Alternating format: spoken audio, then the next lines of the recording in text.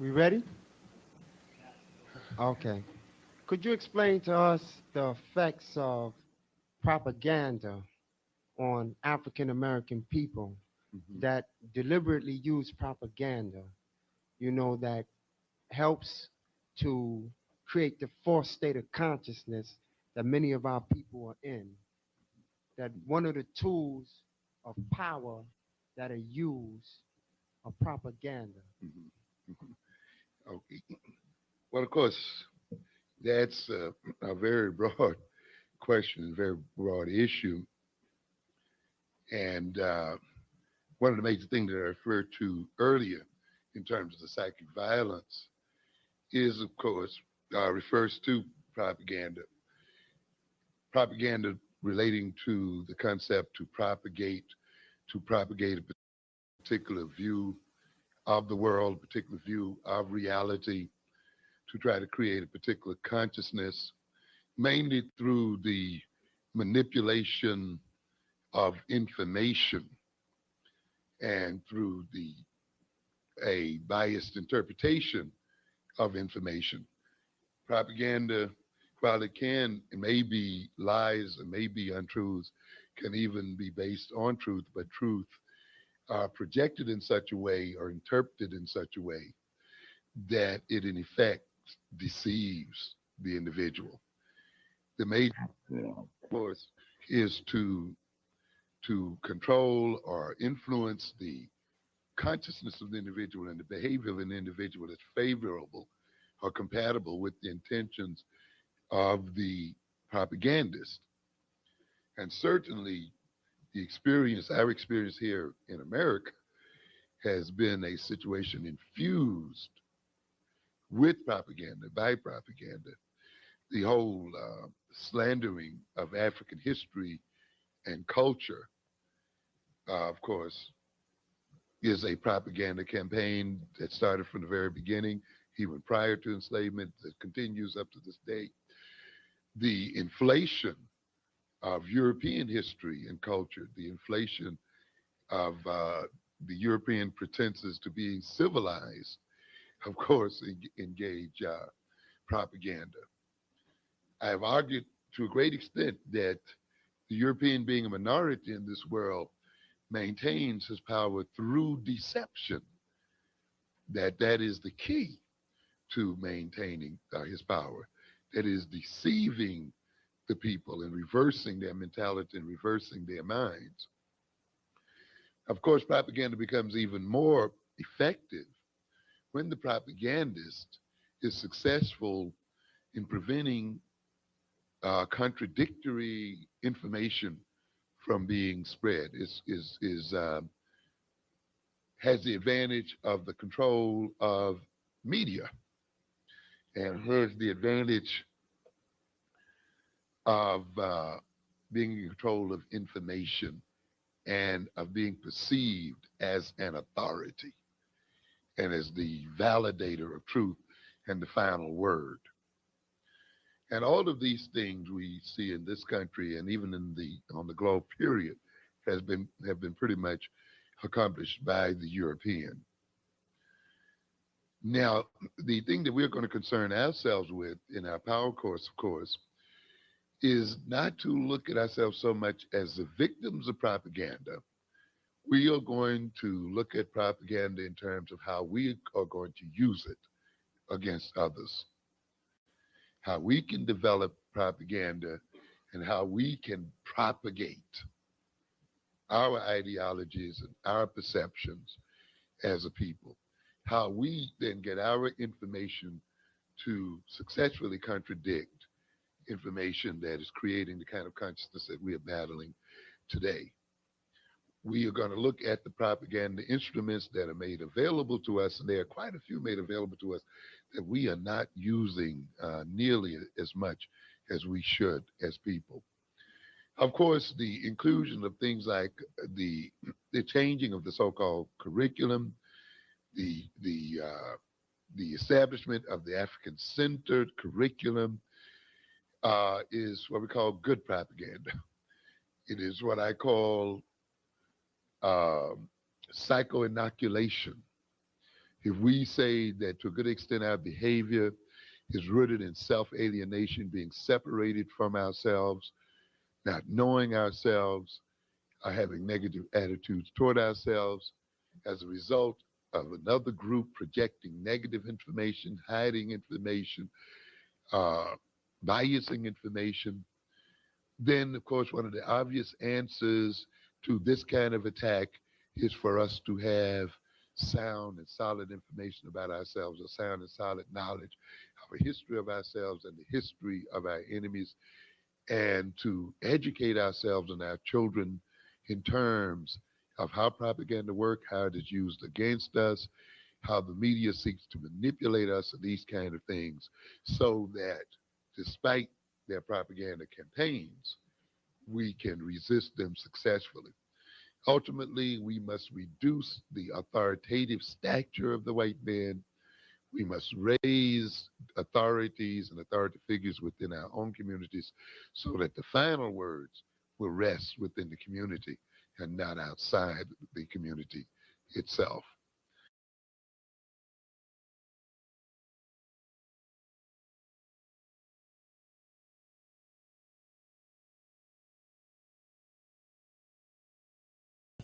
What is good, my people? We are live back again with another live broadcast on the forecast.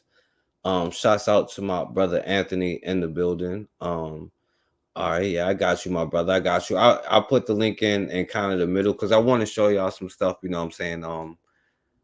So if you or matron or anybody else who come want to jump on or say something, definitely. But I want to show y'all a couple things real quick.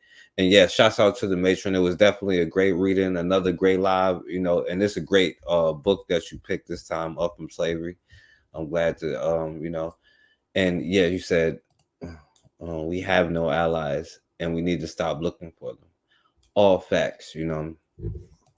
What's going on, Twin Pyramid? What's going on? But yeah, I definitely want to hear what you got to say. But I'm gonna put it in there when I kind of get to the main point, right? Because you know me, I be doing all this extra stuff. But shouts out to Twin Pyramid. Shouts out to all of y'all in the building. And I'm not gonna lie, right? Even the last couple days, it's just a lot of when you look at the stuff that black, it's like, what do we want as people? You know what I'm saying? What's going on, my brother Bill Gates? Shouts out to you in the building. You know what I'm saying? Yo, black people, we have just become so, I don't know. And we could easily, but I see why we haven't been, and it's a reoccurring theme. Like, it's this, we're gonna let somebody else handle it. It's this welcome to the cookout. We got friends kind of attitude that we got, and just listening to a lot of stuff like black people have been saying. I know that y'all have already been through it, but it's just like, it's just be getting on my nerves. I'm like, yo, we are doomed. It's gonna take something super traumatic, and it's slavery wasn't enough, so it's probably gonna have to be more traumatic than that. But I have what they call, I have that dirty four letter word, hope in us. You know what I'm saying? So I do have hope and faith. Maybe, I guess. But anyway, I'm gonna sidetrack it already at the beginning, right? Because I'm gonna just play this for a second, right? Just to give it a minute. Listen to what, I don't know what this person is, this thing here. Not to be racist, but how are people black when the first two people that were made are white? Now I don't know if you heard what she said, but he said the first two people. Now I can't even talk about half of this stuff because it'll go left, and that's a part of the problem. We can't talk about certain things, as a people because it will go left. Not to be racist, but how are people black when the first two people that were made are white? Now I played this before, right? But this is just to give you my understanding of where they coming from, right? And to give y'all a minute, but I want y'all to say, I shouldn't play this either. You know what I'm saying? Because we are. But anyway, I'm gonna let him speak for himself. To say where they come from. A little faster than the speed of light, and that's going to be the big key. And do you think there's extraterrestrials out there, Al, as well? What? you think there's You aliens? know, I've been asked that question hundreds of times. Do you believe in aliens? And I say, yeah. Have you ever seen one? I say, yeah, I have. Well, how have you seen them? Well, I said, I look in the mirror every morning because that's what we are. We are the aliens, but we just We just we're think We are we're the doing. aliens. we just think they're somebody else, but we're the They ones just think there's somebody else. They think we the aliens. Let them tell it. think they're somebody else, but we're the ones who came from somewhere else. Because somebody else had to survive and they got in a little spacecraft and they came here and they landed and they started civilization here. That's what I believe. And if you don't believe me, go get books on the ancient Sumerians and see what they had to say. That's a whole different discussion now. They'll tell you right up You just front. blown that right open. Yeah. Now the real question is, who are the we, right? And that's why you get like this jealousy stuff, you know, from like this chick here. You know what I'm saying? You get that jealousy stuff because they are different, you know. Interesting. I think, like, you know, We are different than a few years everybody ago, I else, said you know. something like that about like the Academy being very white male, which is the reality, and I was like slashed to pieces by the media and stuff. But it's interesting that women can't talk. Like, actually, like I sometimes wish I was African American, you know, because I think at least people don't bash them afterwards when they say something, you know, about a reality, which is like, you know, we live in a xenophobic environment, Right, not of just course. She said, "Oh, yeah, I wish I was black, you know, because I'm a woman, you know."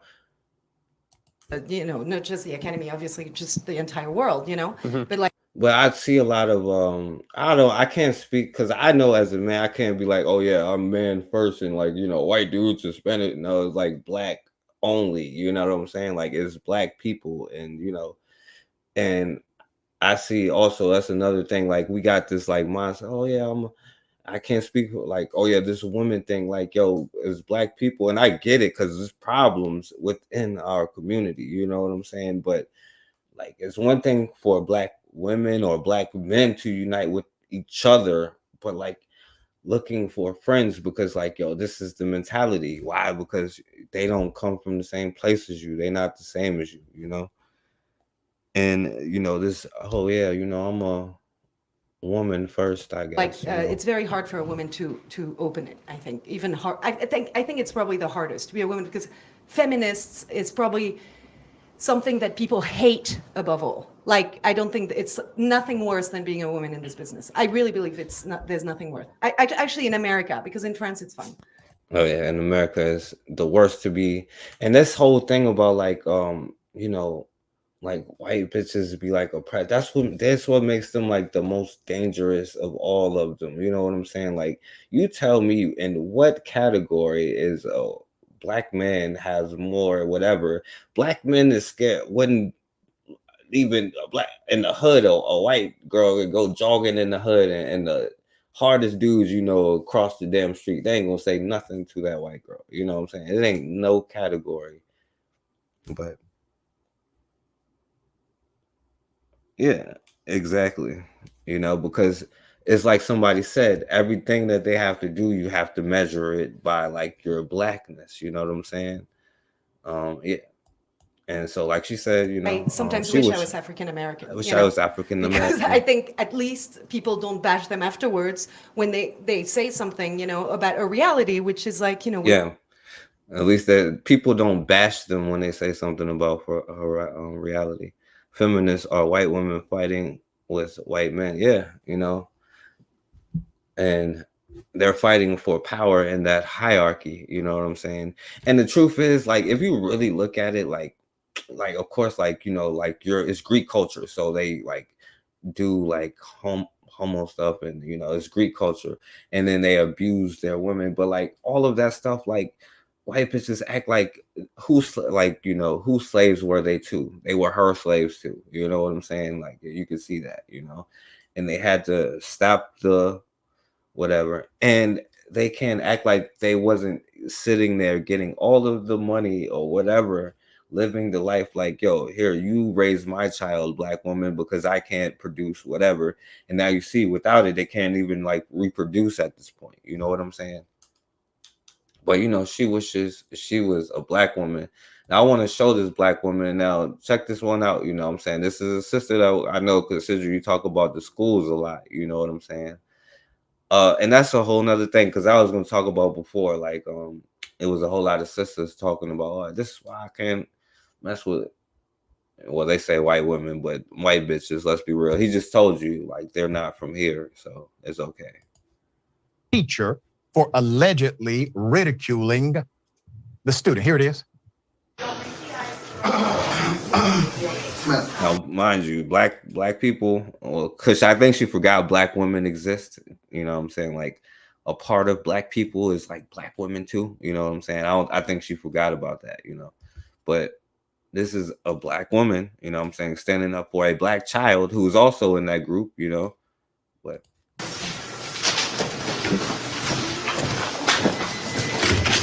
do you realize that he was being falsely accused of something? A grown-up approached him, and you ridiculed him? I'm sorry.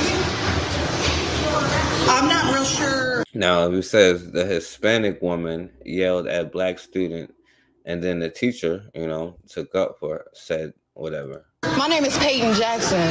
You probably should speak to his parents. You shouldn't talk to a child like that. That adult. Are you a parent? That adult. Yeah, I am a parent. Okay. That adult approached him. Okay. Yeah.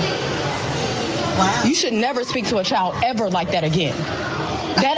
That's funny? How was that funny? Yeah, what y'all think about that? His sister walked up, you know, she's in the school and she was like, yeah, don't disrespect this black child like that.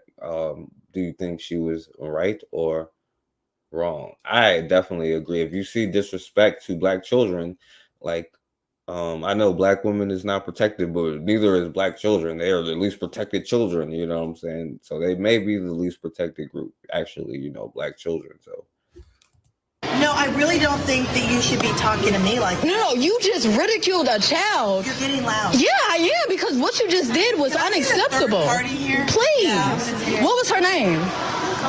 What was her name? You want me to go get him, Mr. Means? What was her name? I'm gonna go get the officer so you can talk to So you don't want to tell me the teacher's name that just walked away? Mrs. Who? Izagiri. Izagiri. Wow. all right, my bad, y'all. Let me see. They said, we need more folks from the community defending black folk. Yeah, I agree with that. The woman standing up for the student is Peyton Jackson. She has more to say. Here it is. Don't you ever speak to a child like that ever again. Don't you ever speak to a child like that ever again. Don't you ever talk to a child like that ever again. You're disgusting. You're disgusting. You're disgusting. You're disgusting. Go ahead. You're disgusting. You're disgusting. Ma'am, I'm sitting down. Move around. Now, y'all gotta wait for this part here, man, because this is one of the, you gotta wait for this part here, man. I got this. I got this. Move around. Move around. Don't tell me what to do. I got this. You should have been protecting that black child that she was yelling at. That's what you should have been doing. Move around. Move around. Move around. Move around. Move around. I'm calm. Move around. Move around. Move. Move. Walk away. Walk away. Walk away. Walk away. Walk away. Walk away. Walk away. I'm not doing nothing to you. Move around. Okay, we'll go move around. Why are you still standing by me? I am calm. I am calm. They said, it comes natural to sisters, mama lion mentality. Yeah. But, right, you also got to remember, just like we was just talking about, like how white bitches, like some black people, while there was black women like this sister here, there was also other, just like everybody else, you know what I'm saying, other black women who was like, okay, yeah, I just do whatever, you know what I'm saying? And then it happens, you know, and they get the protective thing for sometimes everybody but their damn selves. You know, it's one of the things that really irritate me is just like, black people don't give a damn until it happened to somebody else. Like, oh, this is an atrocity. Like, what are you talking about? Have you not, like, looked around? You know, we leave our babies with these animals all the time. Why do they tell us to calm down? Yeah, it's definitely gaslighting. And yeah, and the white girl moved, right? So you seen all of that. Calm. Just walk away from me. I'm not doing anything to you. I'm not even standing up. I'm sitting down. Okay, well, go away. Move around. You should have been protecting that black child that she was yelling at. What y'all condone here is disgusting. And I'm glad that my child isn't going here. But move around. And I'm serious about that. Okay. Yes, ma'am. Go find something to do. Then Hold on. All right. there's an encounter with the office manager at the school. Here it is. What's her name in the blue dress? Do you know? Name. What is it? Now look at this. Now I know y'all probably don't. Name. Your name is Name? My name is Name. Your name is Name? Okay, that was real clever. That was real that's what you thought. What you thought I was gonna do? I don't know what you. Oh, baby, I don't have a violent bone in my body. But I asked you for your name. If I was you, I would. It was Brady. I'm not being a rich. Now it's this sister here who's like, now she like, oh yeah, now she is going to stand because you know, black people are just going to like let somebody whatever, you know what I'm saying, talk to them, and she is sitting here taking up for them, you know what I'm saying, like this sister here, right, sitting there taking up for this white girl, even though she see what the sister is talking about, right, but she's here defending, you know what I'm saying, the office, Walked up to me. I'm asking, can I please talk to you? I don't have to move around. This ain't what you want. This ain't never what you want, babe. Ain't never what you want. Oh, okay. Now black people finna fight each other because somebody is talking about, like, ain't this like a tale throughout history? Like, you know what I'm saying? Black people finna fight each other because somebody was like, oh yeah, let me do something about this. Hey, go to your office. The office manager, according to the report, is Lauren Brady. And here's the rest of the. Yeah, you seen when she told her to move around, it came the black woman that came out there, right? Because the white girl ain't gonna do nothing, right? She knows she best move around, right? So then they be like, hey, listen, this is no disrespect to her. So I was gonna say something that was disrespect to her, but they was gonna be like, oh, Miss Jenkins, you know what I'm saying? Like, this black woman is out there. Oh, I got you, Miss Ann. And they can always pay one of us to betray all of us. Always. A tale throughout history. And then it's like, but the bad part is I can see it through, like, if you just listen to our conversations, the stuff that we talk about and the stuff that interests us, we can see all of this throughout history, like, and it just plays out. Like, that's why I'm like, just listen, like, we are doomed, like, but I don't want to say that because then it goes down a rabbit hole. But like, damn, it's always one. Yeah. The conversation with security. Did you see what she did to that black boy? Ma'am. Did you see what she did to the black boy? That's been addressed. Okay. By who? Okay, it's been addressed. By the parents? It's been addressed. It's going to be notified to all the parents. Okay, go ahead. She's been unprofessional. She just walked away and said, move around. This ain't what you want. Ma'am, if you want to file a formal complaint, you go to 9400. I will. Okay? Okay. I'm just letting you know. Okay. So more than anything, I want to know what the issue is between the other parent. Aside what happened in the morning, I want to know what happened just now. I told her that it was inappropriate for her to talk to a child that way. Okay. Because nobody was standing up for the child, not even the teachers. Okay. DISD for you. DISD for you. They didn't even stand up for that black child. Every single adult here said nothing, and that's disgusting. What if it was your child? Don't tell me you're a token.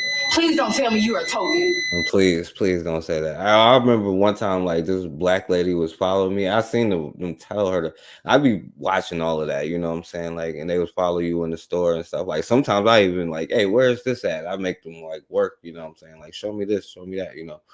But like, I'm like, she followed me around, then was like, oh, let me see your receipt and all of this extra stuff, you know, like I was stealing or something. Right? And I'm like, yo, I like, you know, they would do the same thing to you as soon as you like take your uniform off, like probably the same store. But I'm like, let me just get up out of here, you know what I'm saying? Because it's always like one person that will do that, because I don't know, for some reason we love everything else besides ourselves. I don't know what it is. Y'all tell me.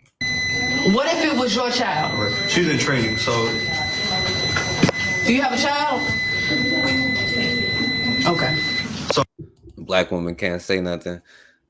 And she knows it's true, but I can't say nothing. I get paid like $16 an hour to do this, so I can't really say nothing to like step up for you right now. So I can't put her in that position because she like we gotta eat, you know what I'm saying? But that's how they have you. I don't know what y'all think about this. I don't know if it's anymore, you know. Yeah. Yeah, she definitely is, probably.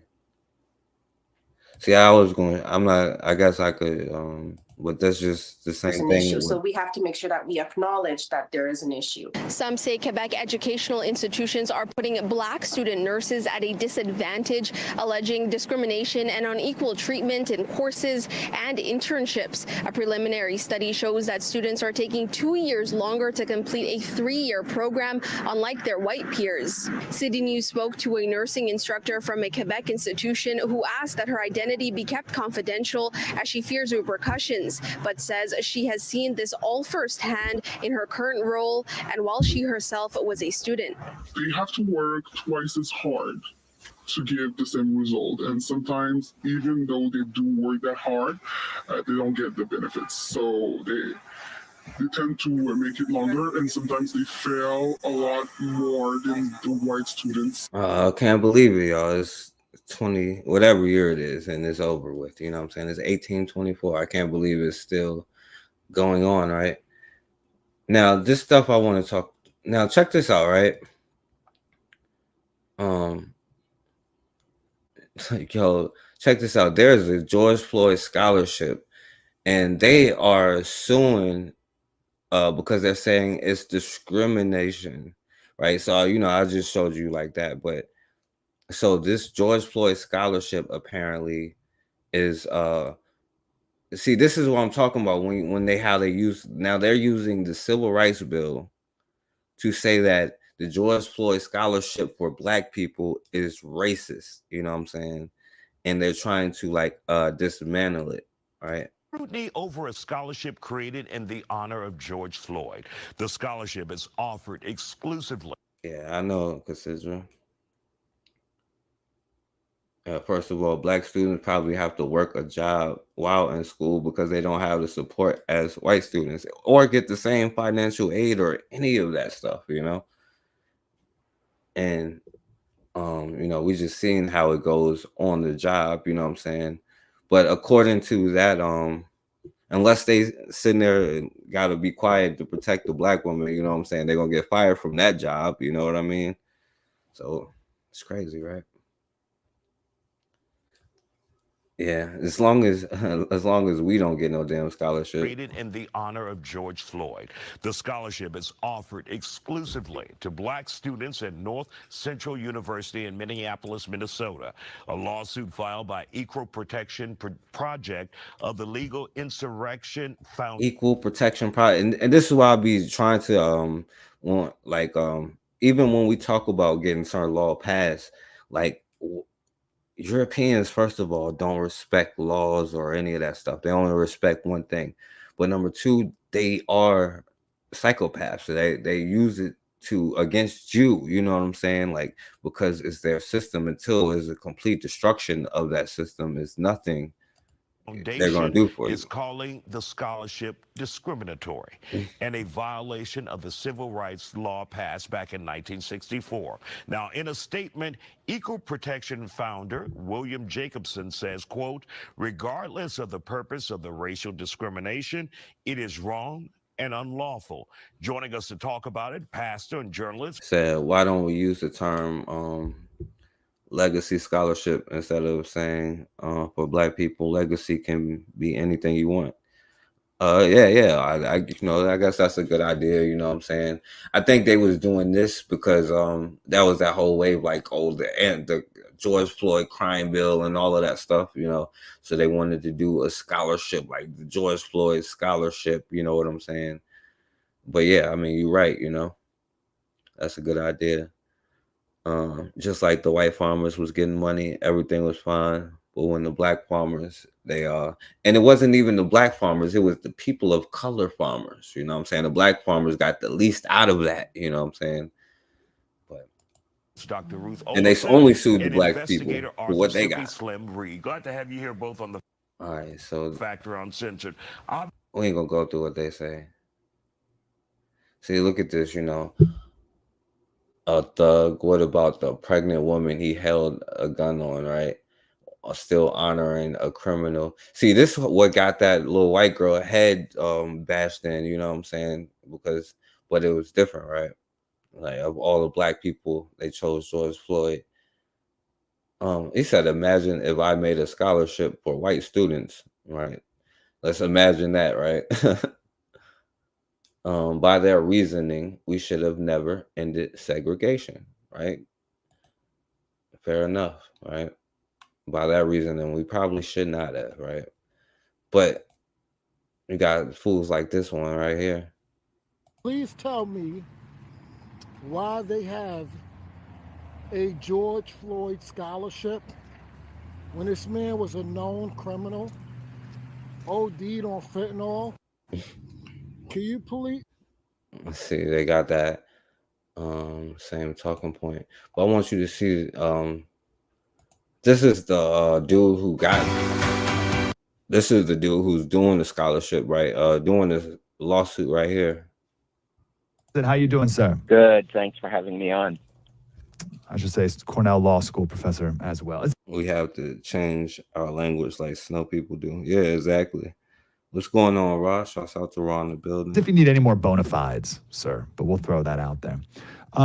Tell us you're suing. Who are you suing, sir? Well, a lot of people, but the latest is that we have filed a civil rights complaint with the U.S. Department of Education regarding a George Floyd scholarship at North Central University in Minneapolis. Nothing illegal about a George Floyd scholarship, except that that one is racially exclusionary. You have to have African ancestry, you have to be black or African ancestry in order to even be eligible to apply for it. And it's, by the way, I don't know if you heard that. You don't even have to. He said African ancestry, meaning freaking J. Edgar Hoover could get this. So it's not just J. Edgar Hoover is qualified for the George Floyd scholarship by what he's saying, right? Anyone, because they'll be like, yo, this person, and by the way, most of it comes from like rape, you know what I'm saying? That's the sick part. But they'd be like, oh yeah, well, this person had one black person 16 generations ago, let's exclude all these Europeans, and he has like African descent, you know what I'm saying? So yeah, black people or anybody, because guess what? Oh yeah, well, we all got African descent, $5 African, or a $5 black person. Quite a plum if you do get it, because it's a 4-year full tuition ride. Wow. Cecil Rhodes Scholarship. Yeah. 3 or 4 countries. Yeah, But let's think about it. All of their institutions is based off that kind of thing. You know what I'm saying? Yeah. When did we start filing lawsuits? So all right. So what's illegal about that, or how are you suing? Well, it's again, we filed with the Civil Rights Office of the Department of Education because North Central, while it is a private university and says it's a private Christian university, they receive federal funding. So they are subject to federal civil rights laws, and they have to obey that. And you cannot discriminate on the basis of race, which is exactly what they're doing. Okay. So I remember in high school there being scholarships based on. I remember that being a thing, and I'm sure this isn't the first scholarship that's based on race. So isn't that relatively? Yeah, I mean, all groups get quote unquote this free money, and that was one of the things that black people was saying, right? They was actually saying, right, if you taking our tax money, right, there's no, like, my kids shouldn't be walking 5 miles to school and 5 like in the dark in the early morning and 5 miles back when it's dark outside.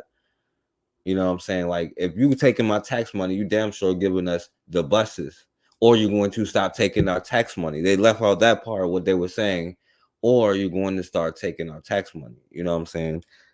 And the thing is, they use all of this tax money to fund all kinds of communities. You know what I'm saying? We fund our own oppression. And that's one of the things that You know what I'm saying? We should be like so pissed off that they make us pay. Like, how in the hell do you owe the state taxes? How in the hell for money they take out of your check, you know what I'm saying, that you be working, but you owe them for that money. And they don't even use it to help you, right? That's the crazy part, right? They use it to help all kinds of people. And I don't even see us even talking about like, yo, there's no way that should be, especially like reparation or anything like that. There should be no way that they should be taking our tax money. You know what I'm saying? But we think that we are a part of something and that we could be one with something, or that somehow we can win their love. But like, it's like the dude told you at the beginning, you know what I'm saying? Like, by the way, I showed the thing again, Raw. It's like he said at the beginning, you know. I'll play it just for 1 second, just for 1 minute, you know, and not to cause any controversy or anything. Because that's what we are. How have you seen him? Well, I said, I look in the mirror every morning. Because that's what we are. We are the aliens, but we just stick with the thing. Yeah. I mean, who else would do something like this? Well, it's becoming less prevalent. I think that we filed over 20 challenges to similar programs elsewhere in other schools, and about half the schools give up once we file the claim because it's indefensible. And yes, there's a lot of stuff that has been going on for a long time that people are now paying attention to. Right, but we know that's the thing. Black people, we be like, yo, we got to educate them. We the ones that need education. Like, they pretend to know. Like, you know how they know? That's why they gaslight. That's why they move the whatever, or just straight up deny it. Like the shysters do. They'll just like, oh, we got you on camera, or it wasn't me. Like, it's literally, you got the same thing on. You got the knife in your hand. You have the person's blood on it. Well, it wasn't me. The other ones would be like, well, what about him? He stabbed somebody too. You know what I'm saying? That's what the other ones will do, you know. But we like, if we educate them and enlighten them, maybe they'll accept us. Maybe they'll love us, you know. Because we think that we got like white allies. Not all of them, because that's what black people gotta say. Not all of them. Well, which ones? You know what I'm saying? They're all white nationalists. I can guarantee you that. You know what I'm saying? Particularly after the Supreme Court's ruling in the affirmative action case. Now, this would have been, Professor, you say this would have been unlawful you say it's without that, but it helps. Yeah. You say it's indefensible. Let me defend it, sir. Okay. Devil's advocate. All right. Let me stop before y'all invite John Brown over here to the barbecue. You know, God knows that's all they got to do. Anyway, man, this is a kind of side thing, man, but it goes to the thing because this young brother who was working at Walmart, you know what I'm saying, ended up getting stabbed to death, you know what I'm saying? Because like you do have to let your children know what kind of world we're living in. And I know even at a job like is whatever, but let me show you this. A local Walmart closed, the doors locked, no customers and then I'm gonna get back to what I was after talking one of their employees, an 18-year-old Rockford High School student, was murdered right in the middle of the store. Jason Jenkins, an 18-year-old Auburn High School student, was stabbed while working his shift Sunday. His brother sharing these pictures with us as their family and close friends are now in mourning.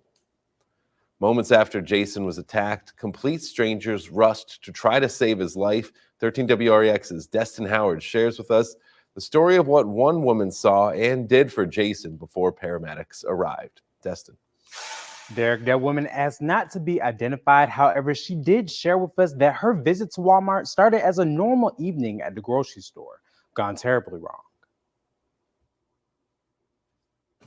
And he started running toward the customer service desk. And I just remember being like, why is he running so fast, you know? And I look over and all of a sudden I'm seeing something drop from his shirt and his pants. And I thought, you know, it was maybe just like water or sweat or something. And as you kind of got closer, you saw it was blood. That's what a witness says she saw inside the Walmart on North Ridge Drive in Rockford while making a return on Sunday.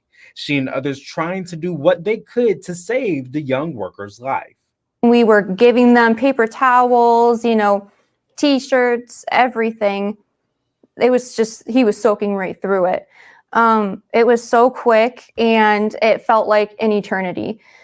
And other people around her believed a miracle would happen as Jenkins was able to. Now, yeah, he said, yo, and that's the thing, this is what I want us to understand, though, right? Like, all of it is like is information, whatever, but like, no matter what they are, what I'm saying, like aliens, what I'm saying, devils, rednecks, Neanderthals, any of that, they are here now, and there must be self-protection. It must be dealt with. You know what I'm saying? Like, there's no going back in time, no going back in history.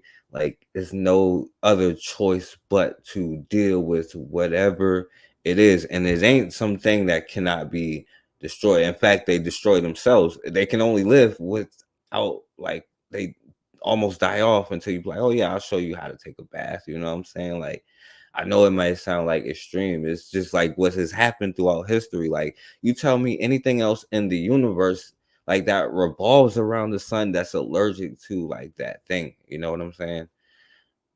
And so, like, I'm just saying, for us to be where we got to be, because like what they're not going to tell you about this story is like, I don't want to play this dude here. A man fatally stabs a But black this is, first of all, they never showed the dude's face. This is the dude here, right? 18-year-old Walmart worker. Illinois, Timothy Carter on the left, accused of killing an 18-year-old Jason Jenkins on the right, Walmart employee during his shift over the weekend. Carter was arrested and charged with first-degree murder for killing the teenager. Here are the events that led up to the attack. Based on court records obtained by WIFR Health, he was initially denied treatment until he said he was going to kill himself.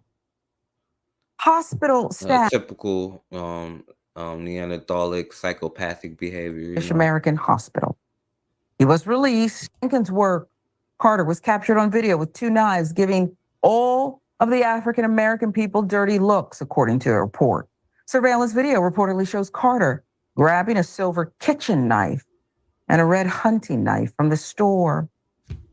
Witness, who is also an employee at Walmart, said, now, I thought those, like the knives in Walmart and all that stuff, be in cases and all that stuff, but he apparently could grab one. She heard Carter using a racial slur before Jenkins screamed inside the store.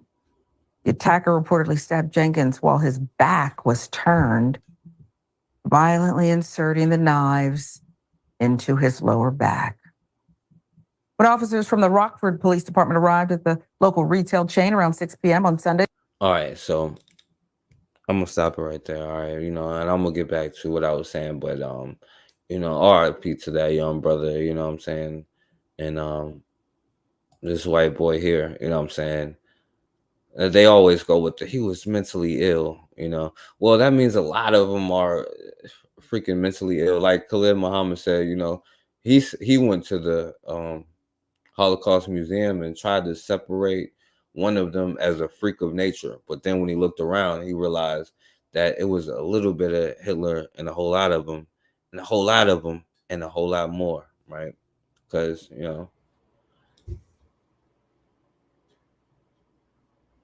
so now and then I'm gonna put it out there in a second, all right? But I know y'all seen about this, right? This whole mayor thing, right, with the DEI. And the crazy thing is, like, the bridge is like the Francis Scott Key one, you know what I'm saying? But that whole thing with the DEI,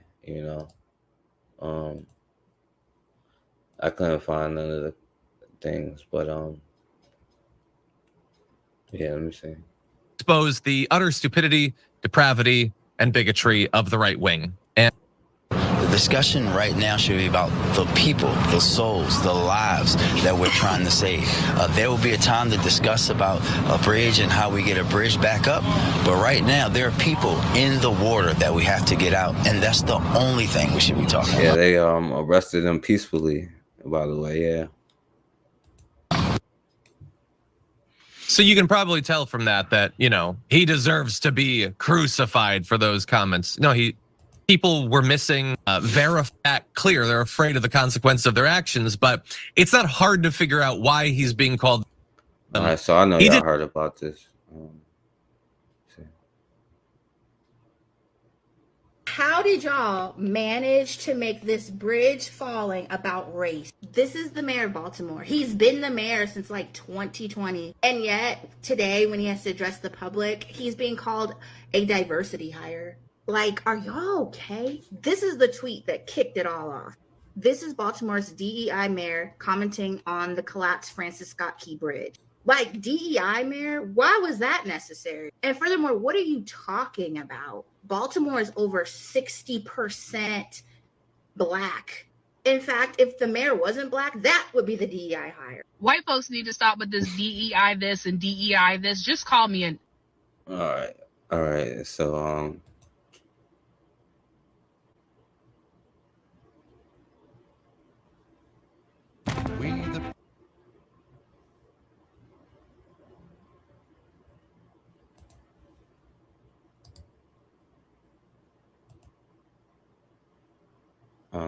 I think I got the wrong one, but anyway, it don't matter.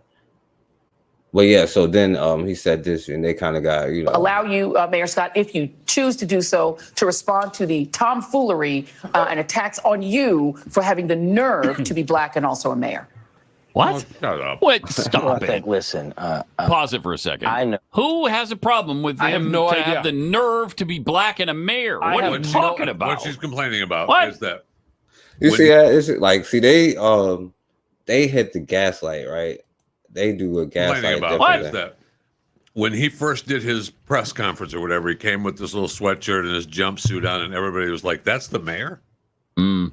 America was like, "That's the." Social media was like, "That's the mayor."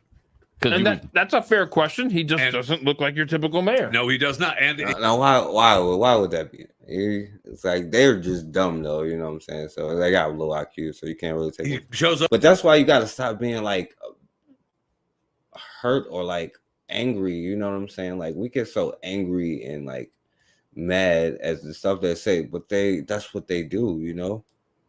Doesn't look like your typical mayor. No, he does not. And he shows up for an MSNBC interview with this hoodie. So it had nothing to do with him being Black. Right. No. That was the way he was dressed No, and how of young course he not. is? Yes. Let's see this. All right, so no, but even in their own thing, the DEI doesn't even own a suit. What he's supposed to put on a suit in the middle of the night. DEI didn't earn it, but Scott Adams wasn't wrong. So even in their thing, you know what I'm saying, their own thing shows that they're wrong. You know what I'm saying? What are you gonna do? Jeez. Allow you, Mayor Scott, if you choose to do so, to respond to the tomfoolery and attacks on you for having the nerve to be Black and also a mayor. Who uses tomfoolery? She needs to go Well, away. I think, listen. Listen. I know, and we all know, and you know very well, that Black men and young Black men in particular have been the boogeyman for those who are racist and think that only straight, wealthy white men should have a say in anything. We've been the boogeyman for them since the first day they brought us to this country. And what they mean by DEI, in my opinion, is No, you can't hurt in their boy. You're like, yeah, we've been the boogeyman to them. They was hurt. I know, You can and hear we the all truth know, in and you it. know very well that Black men and young Black men in particular have been the boogeyman for those who are racist and think that only straight, wealthy white men should have a say in anything. We've been the boogeyman from them since the first day they brought us to this country. And what they mean by DEI, in my opinion, is duly elected incumbent. We know what they want to say, but they don't have the courage to say the N-word. And the fact that I don't believe in their untruthful and wrong ideology, and I am very proud of my heritage and who I am and where I come from, scares them. Because me being at my position means that their way of thinking, their way of life of being comfortable and suffering, and while everyone else suffers, is going to be at risk. And they should be afraid, because that's my purpose in life. By the way, the coded racism before. This is my purpose in life, is to make them. My position means that their way of thinking, their way of life of being comfortable and suffering, and while everyone else suffers, is going to be at risk. And they should be afraid, because that's my purpose in life. By the way, the coded racism before we even knew the nationalities of the men. Maria Bartiromo was out there talking about open borders and trying to somehow signal that they wanted to go after the brown people too, because of course that is. We got to do that. You know why? Because Lord have mercy, we need somebody to be friends with. You know what I'm saying? No matter how many times they stab you in the damn back. I ain't gonna say just her because it's all of us, you know what I'm saying? Like us, but in here. But listen, if you listen to freaking black people, like, is their other target. We know that the men who are doing this hard construction work overnight, trying to fix this damn hard construction, all that stuff that fall down and all this stuff, you know what I'm saying? this ship, which came from Singapore, was piloted. So I literally make if it it's work. such a bad nation, if it's such a bad country, if we're such hateful people, go somewhere else, Joy. Yeah, and white women everywhere just called Joy, and they want their hair back too. Yeah, right. I mean, it's never ending. Never ending. And, you know, they make the case that the workers on the bridge were illegal. I don't know that that's 100% true or not, but I did read where they were saying that the workers were illegal or undocumented migrants. Where's my dreads? New I need my Americans. dreads every Even time Joy if- Reid comes on. Even if that were the case, even if that were the case, then if we had a border wall, they would still be alive. So wow. All right, there you go. But you know, speaking of like friends, you know what I'm saying? Now everybody even be surprised by this white chick here, you know. It's talking about, first of all, right, talking about black voters, right? Recording. And then I'm gonna put the link in after this, all right? Because I won't. The Democratic Party and Mr. Biden, President Biden is losing black votes. They only care about black people every 4 years. Now, I don't know what the hell. Now, this is the person here, like that they going, who's trying to, I don't know what he's trying to do, because he's trying to be like, we black people and black people this and all this other stuff, you know. I ain't even going there. I'm gonna skip this, all right? Forget this, you know. I want to play this one, you know. Many in the black community, if I'm being honest with you, because I want to be, believe that you are being used as a pawn by the right and that you're a charlatan of sorts. He's not a Republican. I don't think there's any evidence I've been co-opted by anyone, and I think that that's an ad hominem tactic people use to not. Now, this white chick here, which like these ones right here irritate me way more than the last ones. You know what I'm saying? They irritate me a lot more because I don't know, man. But anyway, let me just play this one. The end of race politics, arguments for a colorblind America. At a time when the culture in America has essentially rejected colorblindness, instead embracing an almost obsessive focus on race and how we differ from one another, I honestly wasn't shocked that he was met with that kind of vitriol. We'll get back to that portion of the exchange in just a minute. But first, I do think it's actually important to understand Coleman as a person and the argument he's trying to make. In the interest of full disclosure, though, I do have to admit that I'm a fan of Coleman's, even though he— Now, I'm gonna show you this dude here, right? She's talking about, oh yeah, to get to know him, she's a fan of this dude. I talked about this dude before, right? And this idiot here, right? And why we shouldn't listen to him. He thinks that black people have lower IQs naturally than white people, you know what I'm saying? Which I can't believe him because his IQ is so low, so he wouldn't know whether his IQ was low or not, you know what I'm saying? But here he has talking with Charles Murray, you know, who is the dude who made that book, The Bell Curve or something like that, like, which a lot of it, like, you know, rednecks, it's just basically try to say that it's basically a book of projection where they try to be like, you have low IQs, but they also prove how black babies develop faster than white babies. They walk and talk faster. You have denser bone structure, so your bones are more dense, you know what I'm saying? You're more, you know what I'm saying? That's why you are generally more, you know how, we just greater, you know what I'm saying? But this is the dude here, you know what I'm saying? And this is the same dude who she loves so much. You know? He and I have some disagreements. He's more supportive of Israel's war on Gaza as an See, that's what it's all about, right? challenge my own, and I find that to be a good thing. We should all be willing to challenge and reevaluate our own beliefs without assuming the one challenging us. So this is the default right now in a lot of areas of policy is to use, Black and Hispanic identity as a proxy for disadvantage. And my argument is that you actually get a better picture of who needs help by looking at socioeconomics and income. That picks out people in a more accurate way.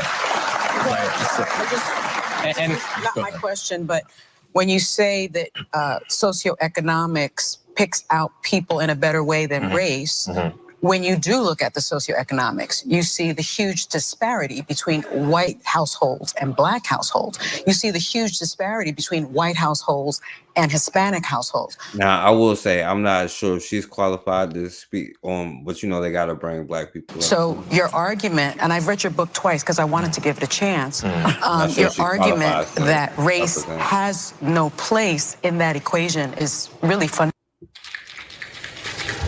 Yeah, my bad. Flawed. Look, I think Sunny Hostin's lack of logic here is what's fundamentally flawed. Just keeping it real. It's somewhat strange how triggered she is by the notion that we should focus economic policies on class rather than identity like race. I assure you there are plenty of poor people of all races in America. However, she herself is a wealthy. Yeah, most of the rednecks are like the most, I'll tell you this, most of the violent crimes throughout history against us have been like the redneck poor ones, you know what I'm saying?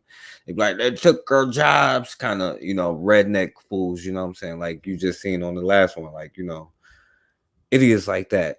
And what they always try to do is make this, this is class, so they can be like, oh, this thing here is for all people, like with the farmers. It's for all farmers, you know what I'm saying? We're just going to discriminate against the Black ones, you know what I'm saying? And that's why they always do to dilute all of and then so many Black people say, well, yeah, it's definitely a class issue and all that. Listen, right? LBJ was successful at convincing them, or whoever the hell convinced them, that the lowest one of them was higher than the best one. And when it's really the opposite, you know what I'm saying? And a lot of us do think that money is going to be able to get us, they're going to treat me different because I have X, Y, and Z. You know what I'm saying? You don't be like, you look for every avenue to where, maybe I'll be able to get out of all of this. You know what I'm saying? If I just have enough of this, if I just teach them this, if I just do this, if I just have enough friends, if I just get them to love me, somehow I can get whatever. You know what I'm saying? But they always going to water all of that down. You know what I'm saying? They're going to leave out how your communities have been systematically or whatever targeted on purpose, and which we all know. But this girl is going to be saying this from the cookout. Woman of color. So maybe class-based issues don't appeal to her the same way as they would for the working poor in America. And while it is true that Black and Latino Americans are more economically disadvantaged on average, it's also true that class-based policies would disproportionately benefit their lives without leaving poor white Americans behind. Why is that a bad thing? Don't we want to see all of our fellow Americans succeed, regardless of religion, race, gender, sexual orientation, etc.? Class-based economic policies have more buy-in among voters and tend to be harder to repeal because they're applied to everyone impacted by poverty. Coleman managed to maintain his composure, something that he's insanely skilled in, and responded, in my opinion, perfectly. There's two separate questions. One is whether each racial group is socioeconomically the same. That I agree with you. They're not. Yeah, they're not, and the stats show that. Yeah, of course, I agree with that fully. The question is, how do you address that in the way that actually targets poverty the best? Great. And what Martin Luther King wrote in his book Why We Can't Wait is See, that's the thing, right? It's always what Martin Luther King said. Martin Luther King this, Martin Luther King that. Well, Martin Luther King got shot in the face, right? I don't want to end up like that, so I'm going to do it different, all right? Yeah, of course, I agree with that fully. The question is, how do you address that in the way that actually targets poverty the best? Great. And what Martin Luther King wrote in his book, Why We Can't Wait, is he called it, we need a Bill of Rights for the disadvantaged. And he said, yes, we should address racial inequality. Yes, we should address the legacy of slavery. But the way to do that is on the basis of class. And that will disproportionately target blacks and Hispanics because they're disproportionately poor. But it will be doing so in a way that also helps the white poor, in a way that addresses poverty as the thing to. So yeah, now it'll help not only you and the black and brown. Right now, it's going to help the poor white people too. Right? Be addressed. He's right. I mean, I think he makes really good points there. He's right. But look, maybe Sunny Hostin has a counterpoint that we haven't even considered. So let's keep an open mind and give her a chance to respond.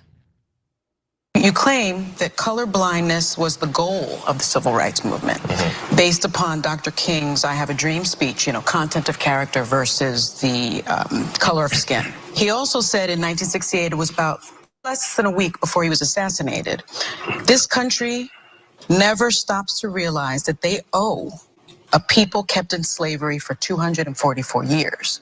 So rather than class, he did write about that earlier on, right before his death.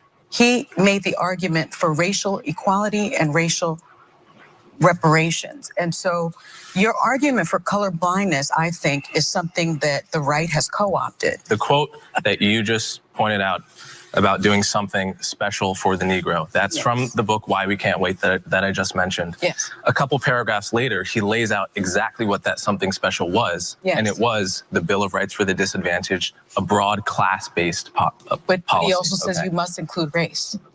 No, he didn't. He says it's Yes, he does. Okay, well, everyone can go. Now he's sounding like that lieutenant governor for Martin Luther King never talked about race.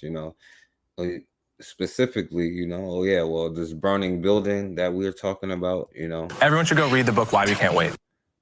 So, they always use him for that, but he specifically said, oh yeah, oops, my bad, now let's go get your money or whatever, Gotta say, I mean, I didn't notice until this very moment, but the fact that she's rejecting class-based politics while wearing a Gucci button down and a Gucci belt is hilarious. But nonetheless, disagreements about because you got to put your class over. It's always something that you got to put over.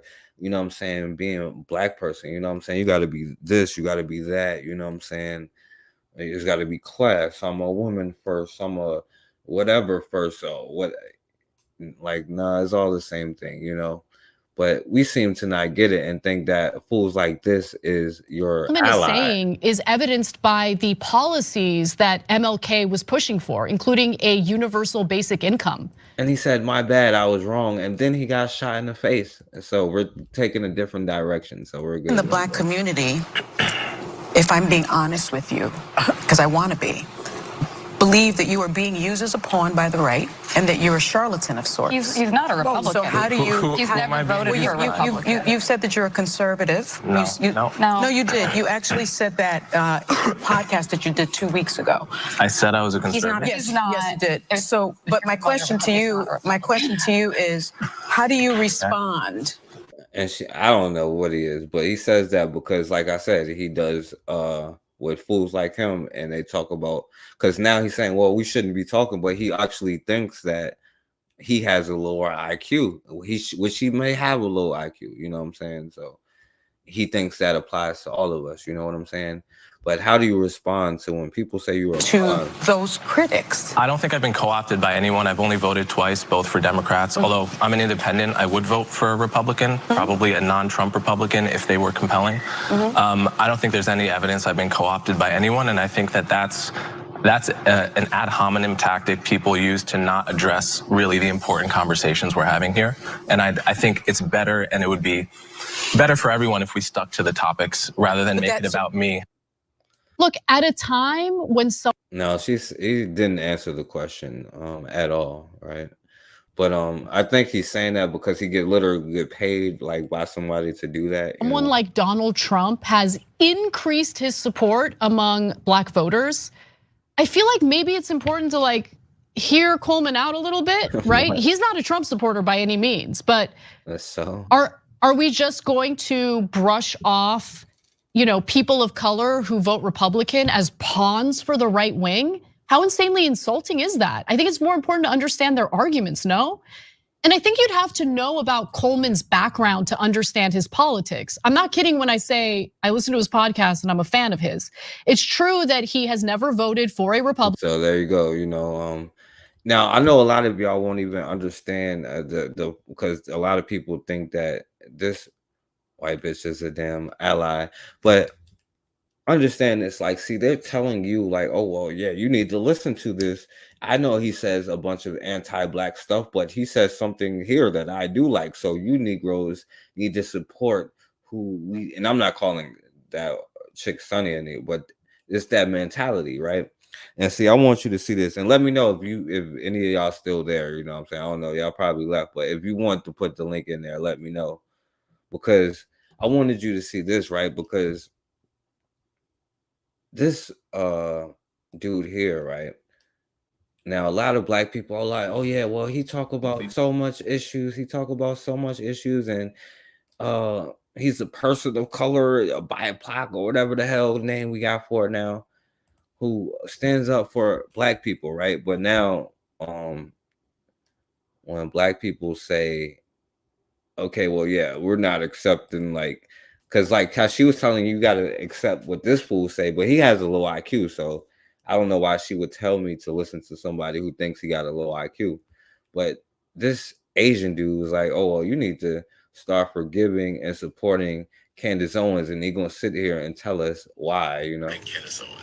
I knew there was a reason why I unmutual with him a while ago. Now this And confirmed. they play from all ends. Followed me in 2022 when I made videos about how BLM executives were funneling donations into their own LLCs to buy investment properties. Now, see, he's been making so much money off of black people because all you have to do is tell black people, hey, I think George Floyd, and then black people, oh, he's an ally. All you have to do is tell us one little thing. And then now everybody is pissed off, like, oh, I can't believe it. I thought he was some damn friend, you know what I'm saying? Because we is everything but our people first, you know what I'm saying? Oh, Lord, can't be that, Like the irony. All right, put the link in. What's going on, Block Up?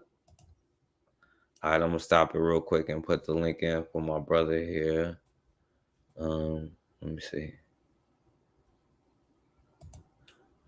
All right, give me 1 second. It's probably about to freeze up.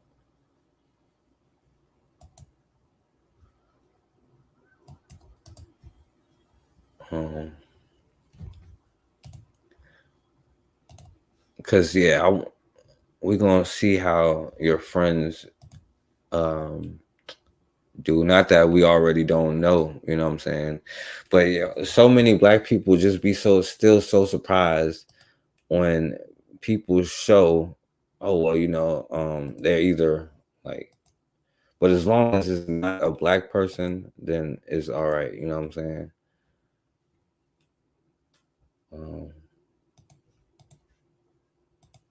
All right, let me share the screen.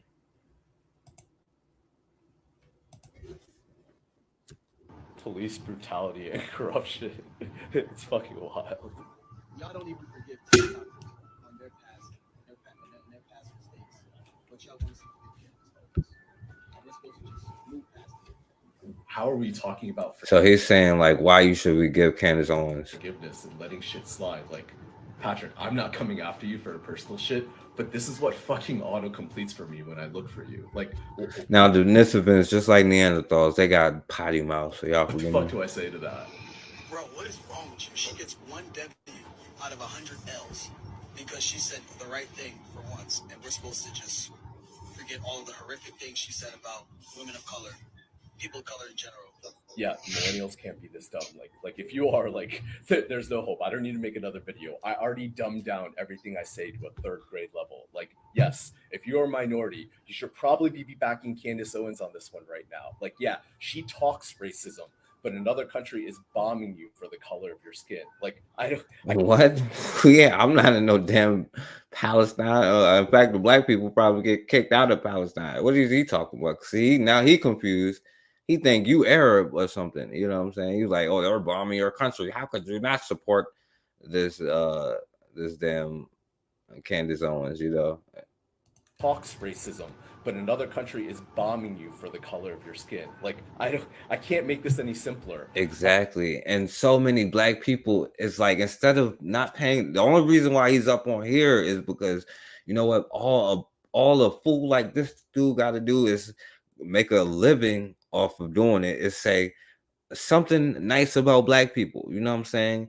Or say, oh, well, that particular thing, but their true colors always come out and we always be surprised. Now, this is 30 minutes of black people being mad about this, you know what I'm saying? Because, oh, I listened to you, I supported you, I followed you, because we always think somebody gonna help us or save us, so we got some friends, you know what I'm saying?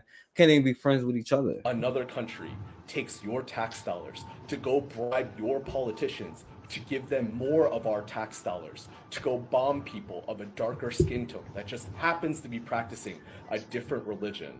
And when a black woman raised her hand and was like, yeah, no, that's kind of fucked up, they took her money and your money to go tell journalists to write shit about her, to ruin her life and end her career. Like, all right. And so it go on and on. It's kind of irrelevant what he says, you know. For the people who Now, are this chick here, like, really pisses me off because y'all think that she another one, you know what I'm saying? She's the Nisabin Jane Brown or whatever, you know what I'm saying? They love everything that this chick say, you know what I'm saying? But it's going to come out soon. But right now she's telling you how black people can be and are anti-Semitic, and like Candace Owens is anti-Semitic and all of this nonsense, you know what I'm saying? But like everybody else, you know, this chick here equates it to black people, which irritates. I can't even listen to this chick because so many of y'all love this chick here, you know what I'm saying? So I'm gonna skip it anyway. I don't want to play that no more. Let me see. All right. All right, y'all hold on. I'll go to the next one.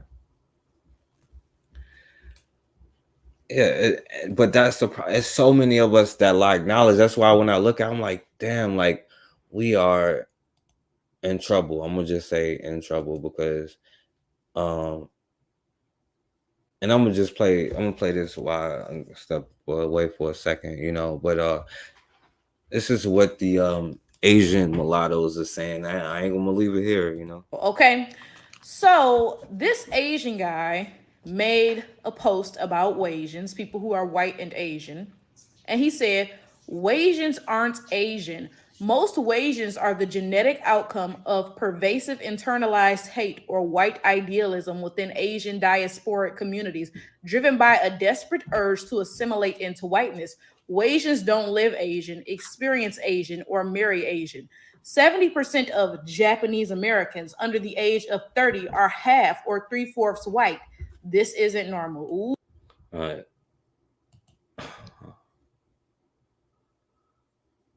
And I personally think that the Blasian thing is the problem. My bad. The right question. Please. You got to forgive us, Koreans, for having the tendency to look down upon you guys.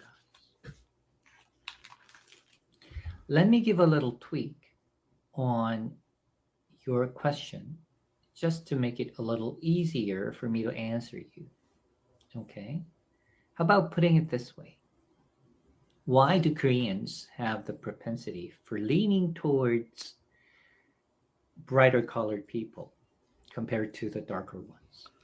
Yeah, you know, and the thing, and that's another thing about it, you know what I'm saying? Another reason why I kind of show some stuff like black people respond to so many things so emotionally, you know what I'm saying? That's how they can drive industries off of our emotional reactions, and they can count on it. All they have to do is say something derogatory and we going to respond emotionally instead of responding in the right way, you know what I'm saying? And then because we be surprised, like, you don't love us? It's like, I don't know if we're looking for like validation and like, oh, Koreans, like, because they be like Koreans or Filipinos or whoever, oh, they the black ones. No, they're not. They're just like all the rest of them, you know what I'm saying?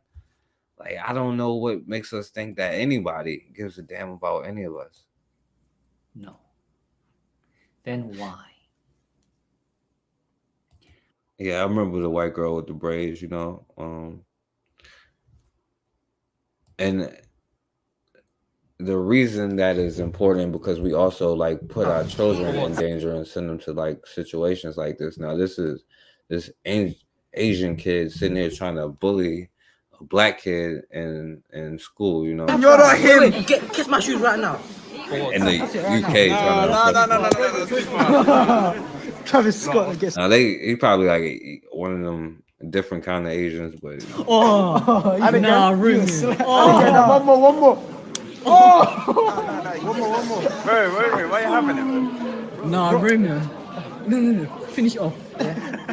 Finish off, dude. Finish off. Romeo. Now, and these same fools would be like, oh, now if he sit here and smash and crash this dude frontal lobe on this table right here, then they be like, oh, he going too far. He did. No, he is not.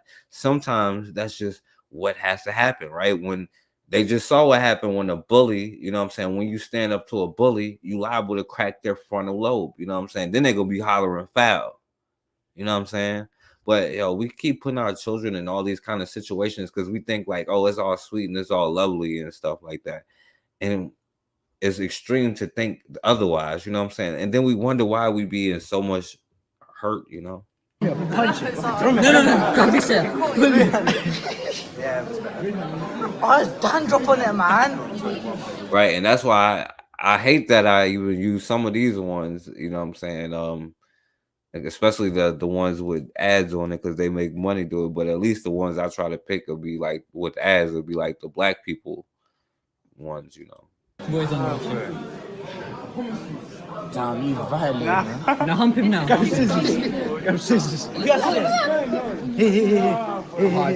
Now this is the time where you're supposed to respond, you know what I'm saying? You know what the response is? You smashing his frontal lobe, you know. Come on. I have no in both. Come. Pick someone come here. Wait, go. Wait, why are you having it? Nah, Romeo. No. Finish off. Yeah. I don't know, man. So, you know. And oh yeah, man, because I meant to play this probably a couple weeks ago, but I didn't come on here, you know. Speaking of the Asian thing, you know. Mark the 33rd anniversary of. Damn, my bad.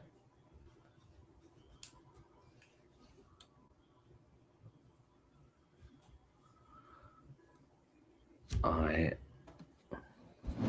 March 16th marked the 33rd anniversary of the killing of Latasha Harlins. What do you mean it wasn't real? Oh, you got like you saw somebody talking about it or something? Like how you know that?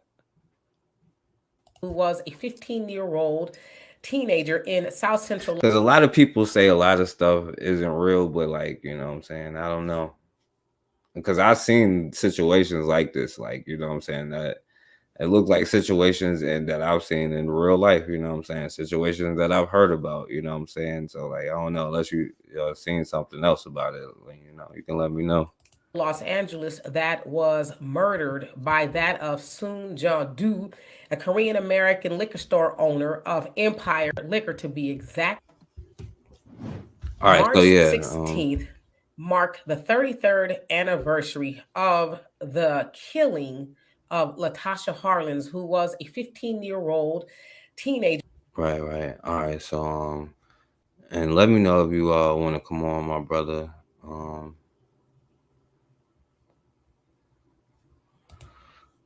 Oh yeah, here you go.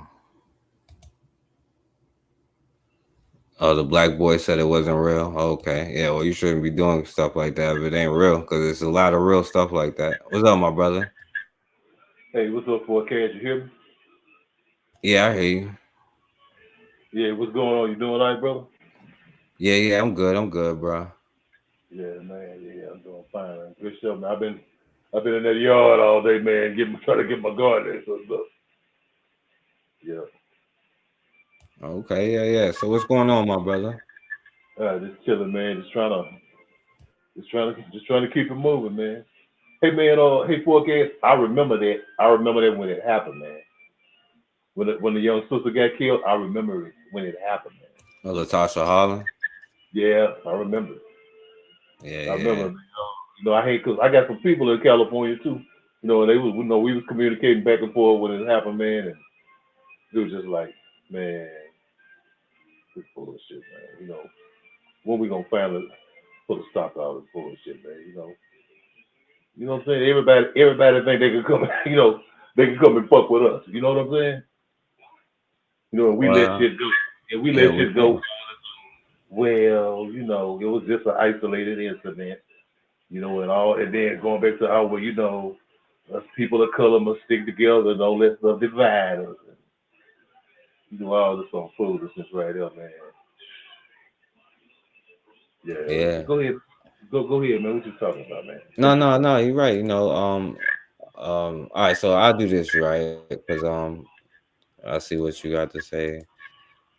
I'm gonna go to the end though, Yeah, okay. So let me see here. It's gonna mess up real quick. Hey, you do me a favor. You'll mute that joint because it keep giving me feedback. All right, I appreciate it. Hold on. See, now it's freezing.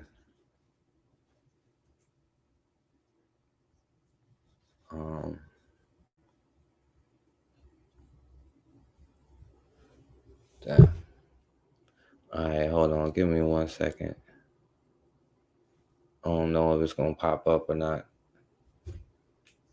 Yo, you can still hear me, Anthony?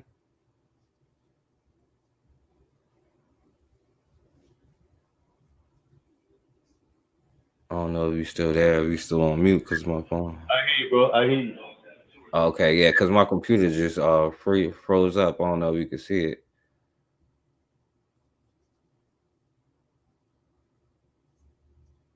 All right, hold on. All right, no, yeah, go ahead and say everything you was gonna say though. What you thought about anything I was showing earlier? You know what I'm saying? Because I don't think it's gonna work. Yeah, I mean, man, we on agreement with most things. It ain't nothing I really disagree with, man. This is the way I look at it. Because this is my thing. Mm-hmm. Okay, this is my thing right here. Okay, as long as you working, as long as we as black people in America trying to work within their system, being a part of them. You know what I'm saying? I mean, I understand people will come, well, we live in America. Well, yeah, you live here, but you can also do what you can do, what you have to do, to be self-sufficient. You know what I'm saying? At least as much self-sufficient as you can. You know what I'm saying? I mean, it's a lot of things. It's a lot of things that we could do. Like I said, like going back to the land. Hey, look here. I have no love for the Nation of Islam. I have no love for them. But one thing that I do respect about the Nation of Islam, well, at least back then under Elijah Muhammad, they did things like they bought farms. That was one of Elijah Muhammad's main things. Let's go back to the land. You know what I'm saying? Let's go back to the land. Because he knew, even back then, he said, man, you know what? The white folks got all the goddamn grocery stores. If they shut the grocery store down, we're going to be stuck. You know what I'm saying? And so he said, we need to go back to the land. And the Nation of Islam, they went out, they had their own grocery stores. So they had their own farms. They grow, harvest their own fish. They had the animals, the livestock. They had all of that. So as much as, I could say a lot about the Nation of Islam that I don't agree with, they had a plan. They had a blueprint. They had a nation building blueprint. And I respected that about them. What I'm saying, let's bring it to the day. Right now, we could do the same thing, man. We could do the same thing now. Hey, man, let's pool our money together here, man, and let's build up a grocery store in the black community. Man, how many grocery stores in our community, man, that's black owned? You know what I'm saying? There are very few, man. There are very few. So that's one thing we could do. You know what I'm saying? We can have grocery stores, We could buy farms and grow our produce and say, hey, you could do that in your backyard. But we could pull money together and do that. You know what I'm saying? We got a lot of little business things, ventures that we could get into to employ some of our young people. We can't employ everybody, but we could do something. You know what I'm saying? We could support our educational facilities. We got like the education thing. Okay, yeah, the American school system, but in our neighborhoods, most of our neighborhoods, these schools are all black. But we could do this here, like they did in England, in the UK. Black people in the UK had this thing called Saturday schools. You know what I'm saying? And they say, okay, well, they got the mainstream education of what they teach in school. Well, we're gonna have another alternative school outside of school. And how we always talk on this platform, with Miss Consider. We letting our children go there to be educated by these people. Well, we could do stuff like that. Have our own little Saturday schools, our little independent schools, alternative schools outside of school, and teach our children that. And another thing is, while we in our communities and our government school, we can also teach it there in black school. We say we're gonna teach the main thing. We let them know that so we can cover that base, even though we know that's bullshit. Okay, then we can also teach the real history, to teach the stuff that empower our children and get them, pride and and self-esteem and everything. It's just a lot of things that we could do that don't even take a lot, man. That we don't even do. Yeah, yeah, I agree with you. Yeah, it's something. It ain't nothing, man. It ain't. Look here, man. Like, I got a charter school right up the street from me, man. Right now, it ain't a black school, man. It's easy to say, hey, y'all, look here. After school out, let's have like a hour long class. You know what I'm saying? To teach this other stuff. The stuff that we need to teach our children, and not just history. Yeah, history and culture and all of those things, but also survival skills. You know what I'm saying? How to maneuver through the society. You know what I'm saying? Right. Things like that. You know what I'm saying? Teaching about, hey, look up, what kind of system this country is, and and teach our children how to avoid bullshit. You know what I'm saying? And how to maneuver around things, maneuver around the bullshit. And so they can reach the highs of their potential. It ain't nothing to do that, man. Right. It ain't nothing. Yeah, it ain't nothing to do that. It's a lot of things that we could do that we don't do that. Really, man, it's simple stuff. It ain't like we gotta just, oh Lord. Man, it's easy stuff. Man, teach your damn children, teach your nieces and nephews at home. That's what I do. I tell my nieces, I teach them history. I teach them. You know what I'm saying? I put them in. I say, okay, I know you got to go to school here, and I know, they got the mainstream stuff. I say, but look here, let me tell y'all about this other stuff too. That's what I do with mine. You know what I'm saying? And not just teaching them history, but teaching them life lessons and stuff like that. So they'll know what to look for. Yeah, man. Right. Yeah, that's what I'm saying. Yeah, definitely, bro. I agree with you. You know what I'm saying? So like, let me see if this joint gonna work now. Probably not. What is it? This is the last thing, right? Now this girl here is irritating and she like goofy as hell, you know what I'm saying? She only talk about like the Arabs and like the Palestine and all that stuff. Like, it's real irritating to me, like black people like her, you know what I'm saying, that be on that stuff. But did you now this is like kind of good, you know what I'm saying? Now Tanzania, Tanzania said they don't need the aid, you know what I'm saying? Which is good, right? Of course, you like don't want to be like beholden or whatever or owe them, but the reason why they don't need aid is because the Arabs need it more, as opposed to the black people all over the globe. I don't care where you at, America, Congo, or Sudan, or any damn where, you know what I'm saying? But they're like, no, send it to the Arabs because they on what's going on globally and how it ties directly into Palestine. Coming in hot. America, why would your goofy ass do this shit? Why would y'all send all this? It's hard for me to pick this shit up and take it straight. They don't need the aid. They said, come get your shit, Joe. Come get this shit. They can eat the cousins and the ones in the West Bank. What?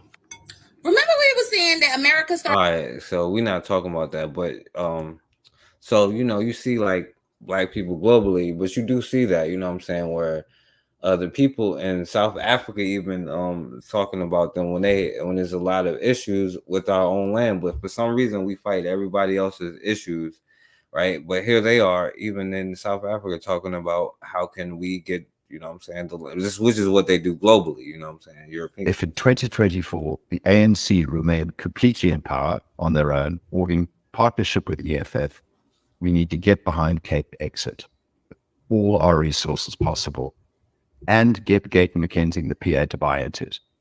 Gayton might be the first president of the new Free Republic in Western Kent. Why not?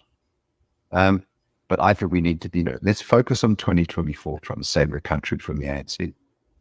All right, so yo, what you think about that? Those two things, my brother.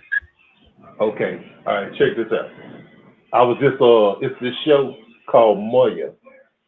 It's out of South Africa, man. It's a show called Moya. And it's a sister on there, you know, she's from South Africa, you know, she's straight up, you know, she's a real Pan-Africanist black nationalist. You know, she's like us, you know, she's for black. Okay. They had a brother on the show the other night. Now, okay, all right, let me do it like this here. The ANC, you got to realize the Black Power structures organizations that's in South Africa. The ANC is an integrationist organization. It's been an integrationist organization since the 50s. No, it started off as a Black Power organization. But in the 50s, Nelson Mandela and their group, they came in contact with this white man, this old white Jew named Joe Slovo. Okay, Joe Slovo, he was a Lithuanian Jew, born in South Africa. Joe Slovo was a Marxist. All right, he spread that Marxist ideology to Nelson Mandela and them and some of they in their central committee, the top people. And they made the ANC a thing about, at first where they was with Robert Zabukwe and them, and their slogan was one settler, one bullet. Okay, that was the slogan, one settler, one bullet. We got a bullet for every settler. But when they got in with the South African Communist Party and with Joe Slovo and them, it became South Africa is home to all that live there. You know what I'm saying? As long as you was for everybody. Yeah, it was home for everybody. As long as you was for democracy, you know, and for democracy and inclusiveness, you know, black people having their rights and everything. Diversity, DEI. Yeah, see, that's what happened in the 1950s. So the ANC has been a sellout party for a long time. Now you had the other brother, Julius Malema. Now, Julius Malema is a brother I respect, you know, some of the things he say, but he's the type of brother, you know, I think he's a good brother. I think he's well-intentioned, but he's been kind of captured by some of that integration and stuff too. You know what I'm saying? Because he'll go, you know, and then you hear him talk about that Palestine stuff too. Okay, but the group that's in South Africa is the brother who was on the show a few days ago, and his name is Andile Mjatima. I don't know if I'm butchering that last part, but he is the president, the leader of an organization called Black First, Land First, the BLF. He's a part of that, you know. He come from the school of, you know, of Robert Zabukwe, Steve Biko, Malcolm X, you know, and I mean from the Black Power tradition, you know. He always mentions Marcus Garvey. You know what I'm saying? I've listened to him for a couple of years now. He's a pretty legit brother, man. You know, he has a lot to say about the ANC and about Julius Malema.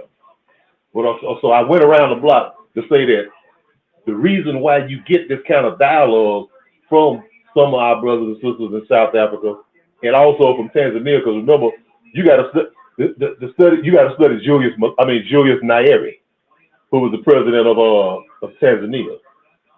And the ideology, you know, he was into the socialist thing too. They call it African socialism, the Ujamaa. But he also had that almost kind of like that integrationist kind of thing to it too. I mean, he wasn't a black radical nationalist. You know what I'm saying? When Walter Rodney went there in the late 60s to study, he taught at the University of Dar es Salaam now. And that's one of the first things he said, you know, I was expecting to know him coming being an African from the diaspora. I was coming up thinking it was going to be like, you know, more of a black nationalist kind of thing, but you know, it's a different dynamic in Africa because you're in a country where everybody black. You You know what I'm saying? So they don't have that kind of that everyday racial thing that we have. You know, they know what racism is, but it's not that everyday thing. So the racism dynamic is more, it's not as strong as it is there as it is with us, with people in the diaspora. Yeah, but So to them, it is more along the class line and the ethnic line, ethnic group line and stuff like that. So they don't, they are. I'm going through it real quick. See, they don't have that kind of. It's almost like a we are the world, all lives matter kind of thing with them to a degree. So we sympathize with the struggle of all of the struggling people who fight for their liberation, the Palestinians and other people. You know what I'm saying? That type of thing right there. Excuse me. Go ahead. No. I just want to ask you real quick. Shouts out to Black Megas in the building too. Now I understand what you're saying, and I'm just asking cause I want your opinion. Hey, I'm not justifying that. I'm just saying. I'm just saying, you know how you think. Yeah, I know, but I'm just saying. I just want your opinion on that because I understand that, but the reason why I can't really give them that particular thing because the black. No, but I'm saying but the black people in Dominican Republic got that mindset. The black people in UK, the black people in America, the black people. It don't matter if it's a black. We all got that. We are the world, love everybody mindset. You know what I'm saying? Yeah. Even before then, that's why I'm I don't know, if I could say because they have a black country. Oh yeah, go ahead. I'm curious about what you have to say. Okay, but check it out, folks. This is what I'm saying. Okay, I understand what you're saying. What I was saying about their ideology is when I say the we, I'm not talking about all black people in America. I'm talking about like me and you. Right. You know what I'm saying? I'm talking about how me and you think. I'm talking about how me and you think, how Sister Consider think, how Coco. I'm talking about that's what I say when I say how we think. I'm talking about us. No, I'm not talking about all these Negroes. You know what I'm saying? I in no way put Joy Reid, Cornel West, or Michael Eric Dyson in the category with me and you. Well, Candace Owens is back in the club if you ain't heard yet, so. No, she ain't. No. Kick on, let her stay over there. Well, hey, but I'm just saying, no, I'm not. When I say we, I'm talking about us who for black people 100%. I'm talking about us like Garvey-ite people. You know what I'm saying? Us who just for us. That's what I say when I say us. I'm not talking about all black people in America because, we got, we the capital of coons. You know what I'm saying? I can't say we the capital either. I think it's pretty distributed. We the capital. We the capital. Bro. It's pretty distributed everywhere, bro. It's everywhere. But look here, yes, it's coons everywhere, but this is what I'm saying. Other black people, believe it or not, other black people follow our lead sometimes. I don't know. They follow our lead a lot, like in a whole bunch of stuff. I don't know. Hey, but you know what? I'm gonna say this here.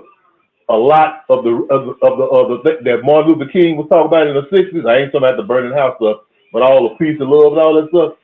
Down the line, a lot of those African leaders, those integration leaders, they used to say the same thing, and Martin Luther King was their idol. But that's what I'm saying. Though all of that stuff predates even them, bro. Like we in the situation. You can go back to before then. You know what I'm saying?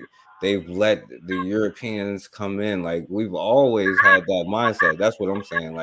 That's why I can't be it's more so at what time haven't they had some kind of whatever over majority black countries all over the world? You know what I'm saying? I can't say it's I think it's riders everywhere and it's coons everywhere. It's pretty and the problem is so many of us everywhere is got that mentality. You know what I'm saying?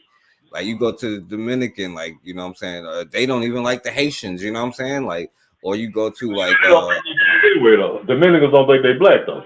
Exactly. That's what I'm saying. A lot of just here, we be oh, don't call me black. Black is a term. I'm not black. You know what I'm saying? Or you go to Africa. I'm not black. I am so and so. I am whatever. You know what I'm saying? That's what I wanted to ask you though. How is that mindset global? Even if it's a black country or white country, we got this integrationist mindset. We've always had this integrationist mindset. You know what I'm saying? Shaka Zulu warned them, don't let the white dudes in, and they still did. You know what I'm saying? He let the white dudes in. You know what I'm saying? When they had medicine or whatever. But you know what I'm saying?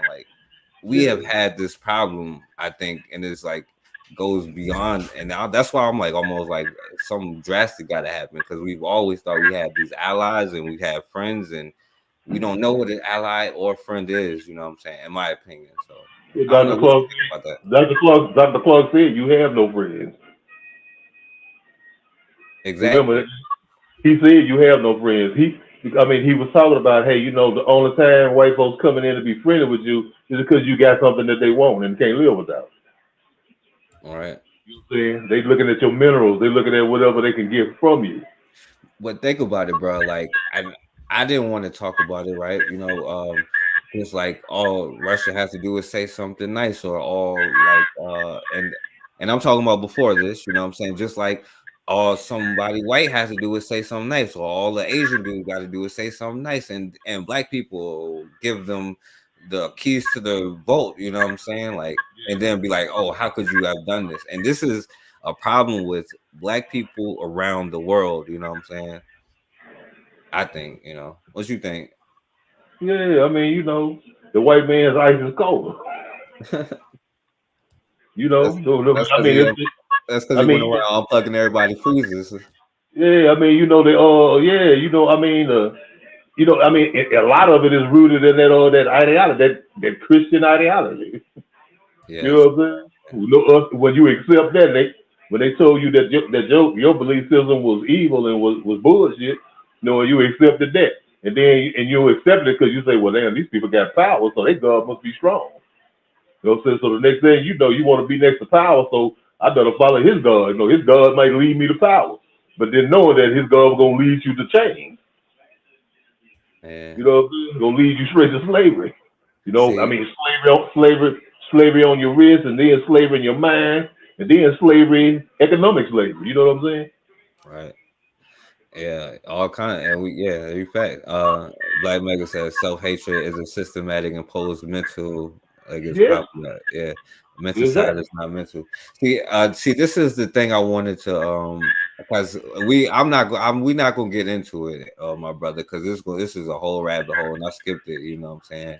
Because it's gonna go so many different directions, and I'm not gonna play it. But the whole reason I had even brought up Candace Owens, right, was because I don't know if you guys saw this, right, when they was like the whole crisis king is like that whole anti-Semitic thing. Hey, Did hey, you see hey, that? hey, 4K. Yeah, Hey, look, hey, me, Buana, and Coffee the Black Critique, we already did the whole show. you did. I don't want to talk about it. Y'all did. I ain't even hear it. Yeah, we did. He did that whole show, man. We talked about that, man. We was on for about 2 hours, man. When was this?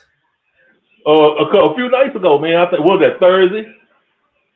Oh, Yeah, damn. you know, on Coffee Channel, man. We did. Yeah, we had me and him and Buana had a whole. We did like a man. We was on for about 3 hours, man. Yeah, but Yeah, this. that was one of the first things they did. That one right there, the Candace Owens, when she got fired thing. Yeah. Yeah, and I skipped it because you can go too many different directions. And I know it is gonna go too many different directions. You know what I'm saying? But what you said just kind of you know what I'm saying, make me bring that up. But you know that's why I don't want to go deep on it, because it goes to like even just with how the shysters carry it. You know what I'm saying? And then black people with like all somebody has to do is tell them something. You know, I don't even want to go do that whole thing, but It was sometimes funny. it It was does funny get as it. hell. Yeah, It was funny as hell, man. You should go back and look. Well, you already listened to it, but it was funny as hell. You know, I was laughing how she was explaining about how she met her man and everything. You know what I'm saying? And yeah. how she was talking about how she looked for intelligence and all this. You know, I mean, we did about the when she got in trouble with the Semitic thing, but we had like 2 segments on her, man. No, for real. Yeah, it was funny as hell, man. Yeah, and I didn't want to bring her up because everybody bringing her up now. I like to bring her up when nobody like, because she like. But the problem I think that is like making me like kind of upset is black people don't even understand. Like, she is not diverting from the course of like those redneck white boys. You know what I'm saying? Like, these are their talking points where they try to be like the shysters are not. You know what I'm saying? Like, oh, we're different from. They're they're all white. You know what I'm saying? They're all Hey, whatever. man, a You know? dog is a dog, man. Right? No, I don't care if it's a German Shepherd or a poodle. You know what I'm saying? It's a Poodle dog. or bull terrier is a dog, man. Right? And they all bite. You know what I'm saying? Like my mama say, they got teeth, don't it? You know what I'm saying? Yeah. So, I mean, it's not, I never met, I mean, from John Brown or the John, whoever, I ain't never met a white person in my life that I trusted, that I liked, that I was friends with. I mean, I mean, I hate to cite all of them. You know what I'm saying? And I know in this world, I got to communicate with them. You know, it's hard. You know, on some level, I'm gonna have to. But I mean, as far as like, I mean, you know, you're not never invited to a cookout. I don't want to go to your cookout. You know what I'm saying? I don't believe in nothing you believe in. You know what I'm saying? you Nothing that the thing they cook. I say you the thing they cook out. They cook out. Yeah, exactly. But no, yeah, but call it a Negro barbecue. right, and you know, but that's my thing though, because it kind of worried me because black people are so gullible. Like, oh, well, her money is running out, so she's trying to get back in the good graces of white people, and because she spoke out against for Arabs, like this is a whole conversation about Arabs on top of that. You know what I'm saying? Which is a whole crazy thing. You know what I'm saying? But she's not trying to get back in the thing, and she's getting money from all them redneck white boys who want to hear her talk about George Floyd and how he shouldn't have a scholarship. You know what I'm saying? She's still gonna say that scholarship you shouldn't have it. You know? Candace Owens is the epitome, is one of the epitomes of black self-hatred. You know what I'm saying? She's one of the epitomes. Man, if Candace Owens, if I heard that, one day they said she was out there on Figueroa selling pussy, I wouldn't give a damn. You know what I'm saying?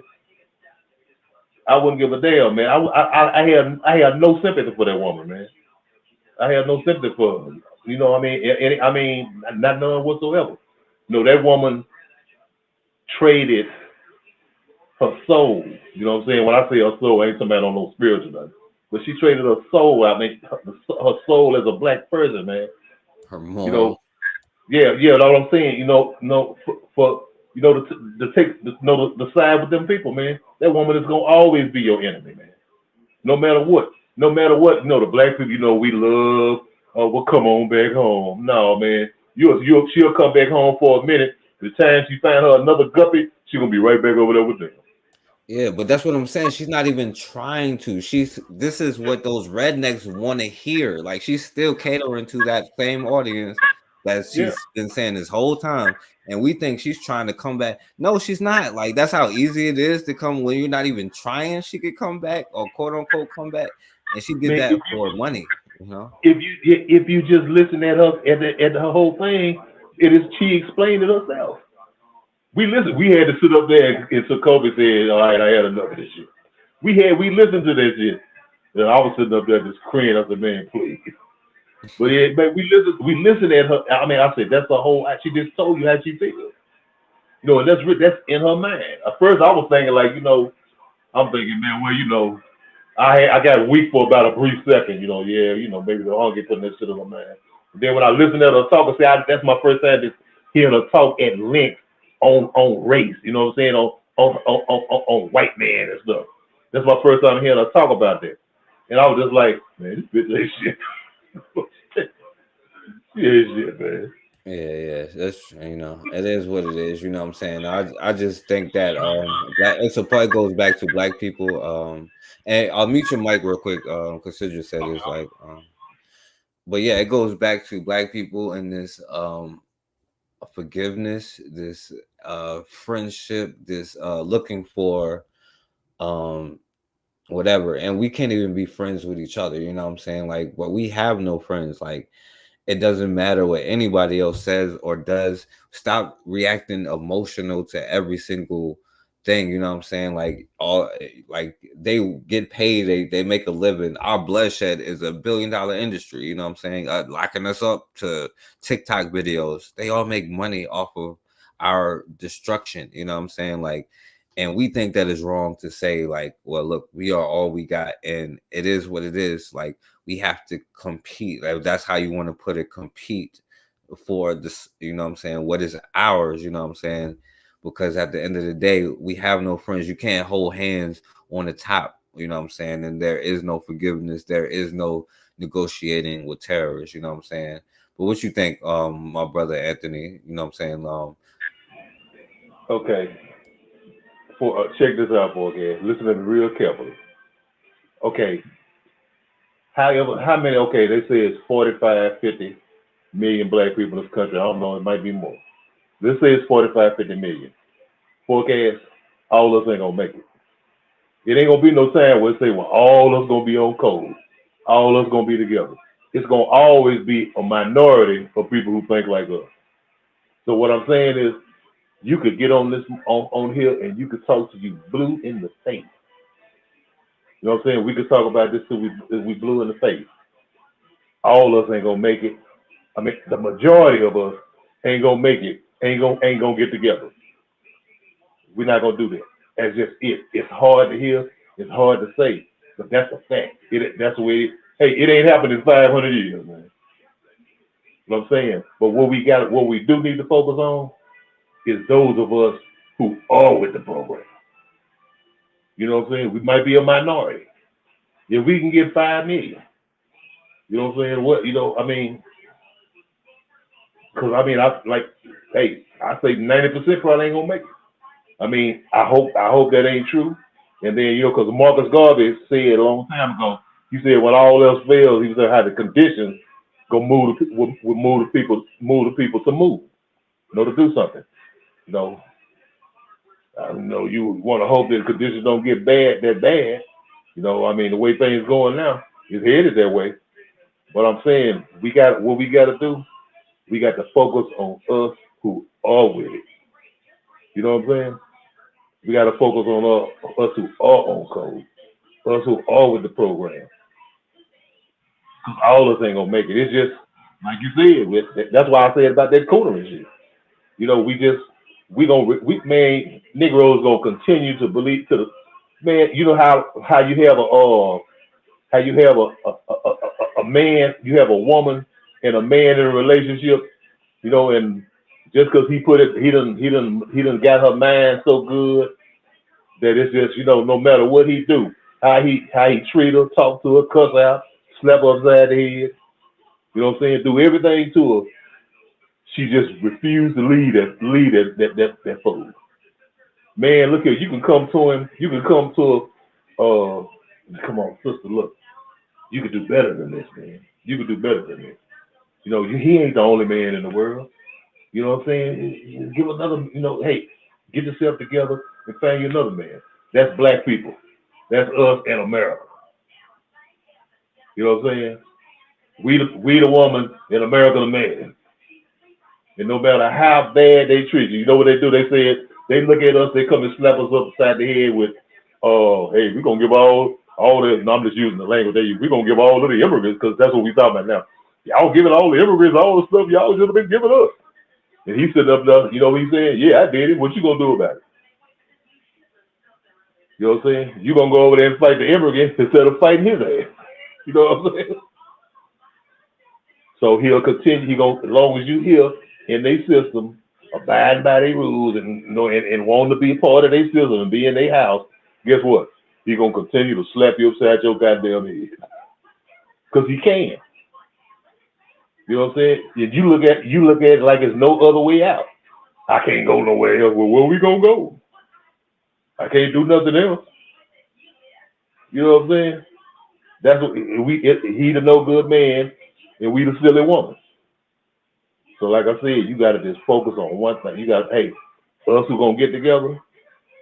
Hey, remember what hey, there was an Easter vote the other day, and I don't believe in none of that shit, but my family has something they do, and they were looking at Moses movies and stuff. You know what I'm saying?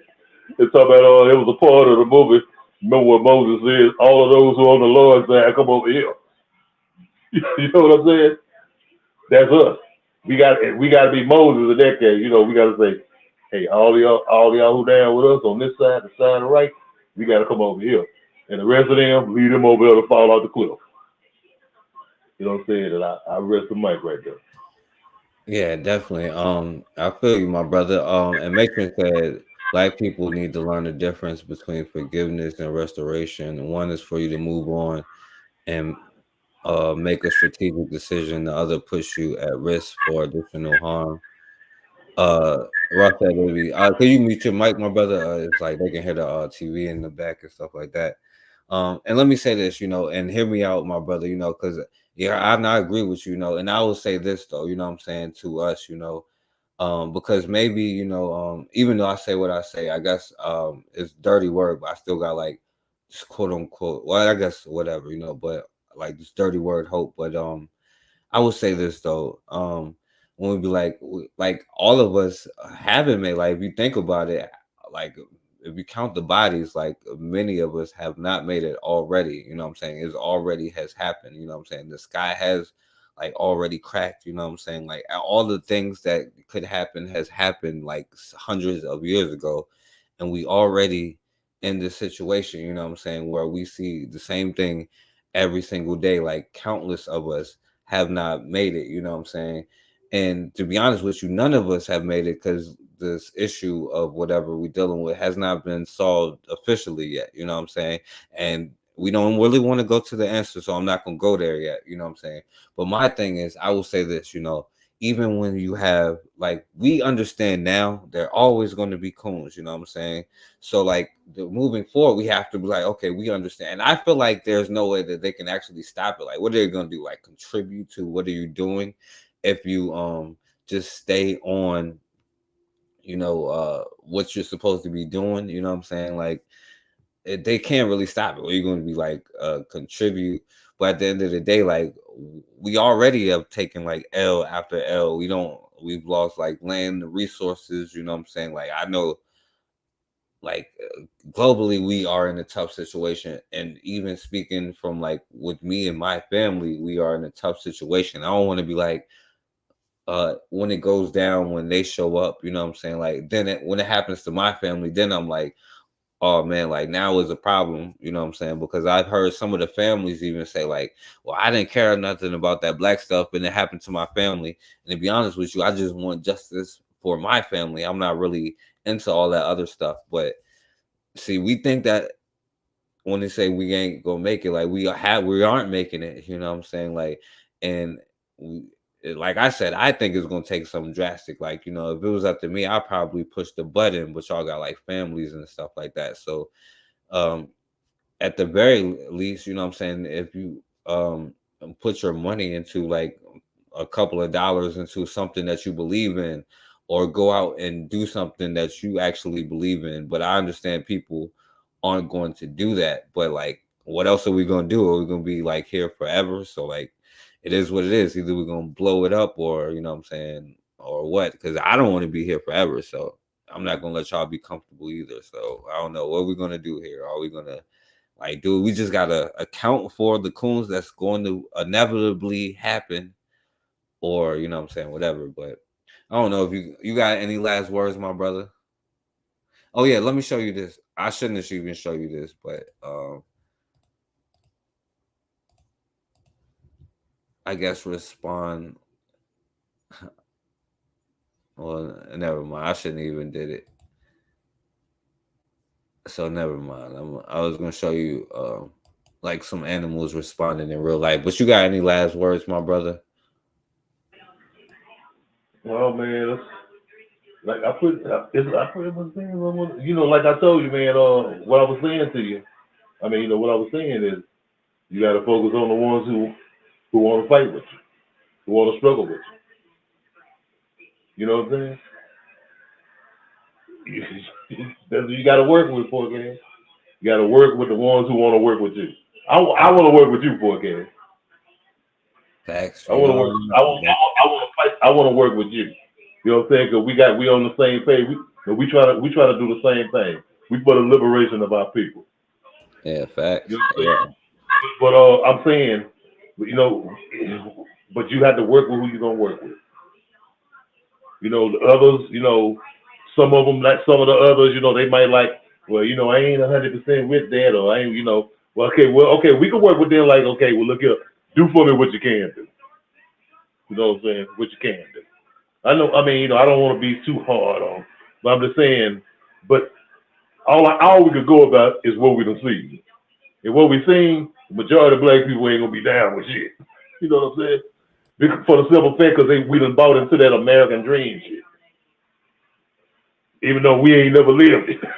Nor a handful of us have. But I'm saying, we said, hey man, if I could just get that one break, man, if I could just get it, I could make it in America. I could be, have my piece of rock in America, and they'll accept me, and I'm one of them. You know what I'm saying? But man, as long as you're trying to be part of their system, you gonna have to follow their rules. You gotta follow their rules, man.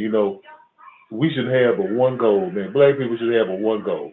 That's the liberation of black people, a homeland of our own. If it's here somewhere else, we should want to be living under our own rules. You know what I'm saying? Anything else, you just a Negro on the plantation. If you ain't living on your own land, you're a Negro on the plantation, like we are now. That's all, man. You either want to be, you either want to be free, or you gonna stay a slave. Yeah, definitely. I agree, my brother. Hey, I meet your mic too. Yeah, definitely, man. And I appreciate you. You know what I'm saying, for coming through. And what I'm saying, I say this. You trust somebody as far as you can throw them, right? They may not be or understand or even if they were in the terms of a gods of earth person, what I'm saying, like 85%er. But if they have a connect to something that can help you, as long as you ain't gotta compromise yourself and that you can use it to help, what I'm saying, whatever, then you use it. That still is a part of it, what I'm saying? And that's the part that we gotta, what I'm saying, record. If there's something out there like Matron talks about the grants, and I need to incorporate that, try to bring up some more. If there's ways that you can do it, there's ways out there. So like, that's why I'm saying, like, count for everything that we know is going to, we know that most people is the quote unquote 85%ers. So how can we use that to our advantage? Like if they follow you in the store, how can they like, damn, like I get them to show me where the ketchup is, what I'm saying? Take me where the ketchup is, man. I'm saying, like, use everything to your advantage, what I'm saying, and to your whatever, what I'm saying. So I'm gonna do this. I'm gonna let Amos Wilson have like the last minute. I got it in the wrong spot because I'm only gonna play like 30 seconds of it or something, what I'm saying. But I'm gonna let him have the last words. But every time I do it, I keep freezing up. Hey, all right, you stay up for okay, so I'm gonna get with you, bro. All right, peace out, my brother. Thank you for coming on, my brother. All right, hopefully it'll play. This is the last words, y'all. If we don't play, then all right, here we go.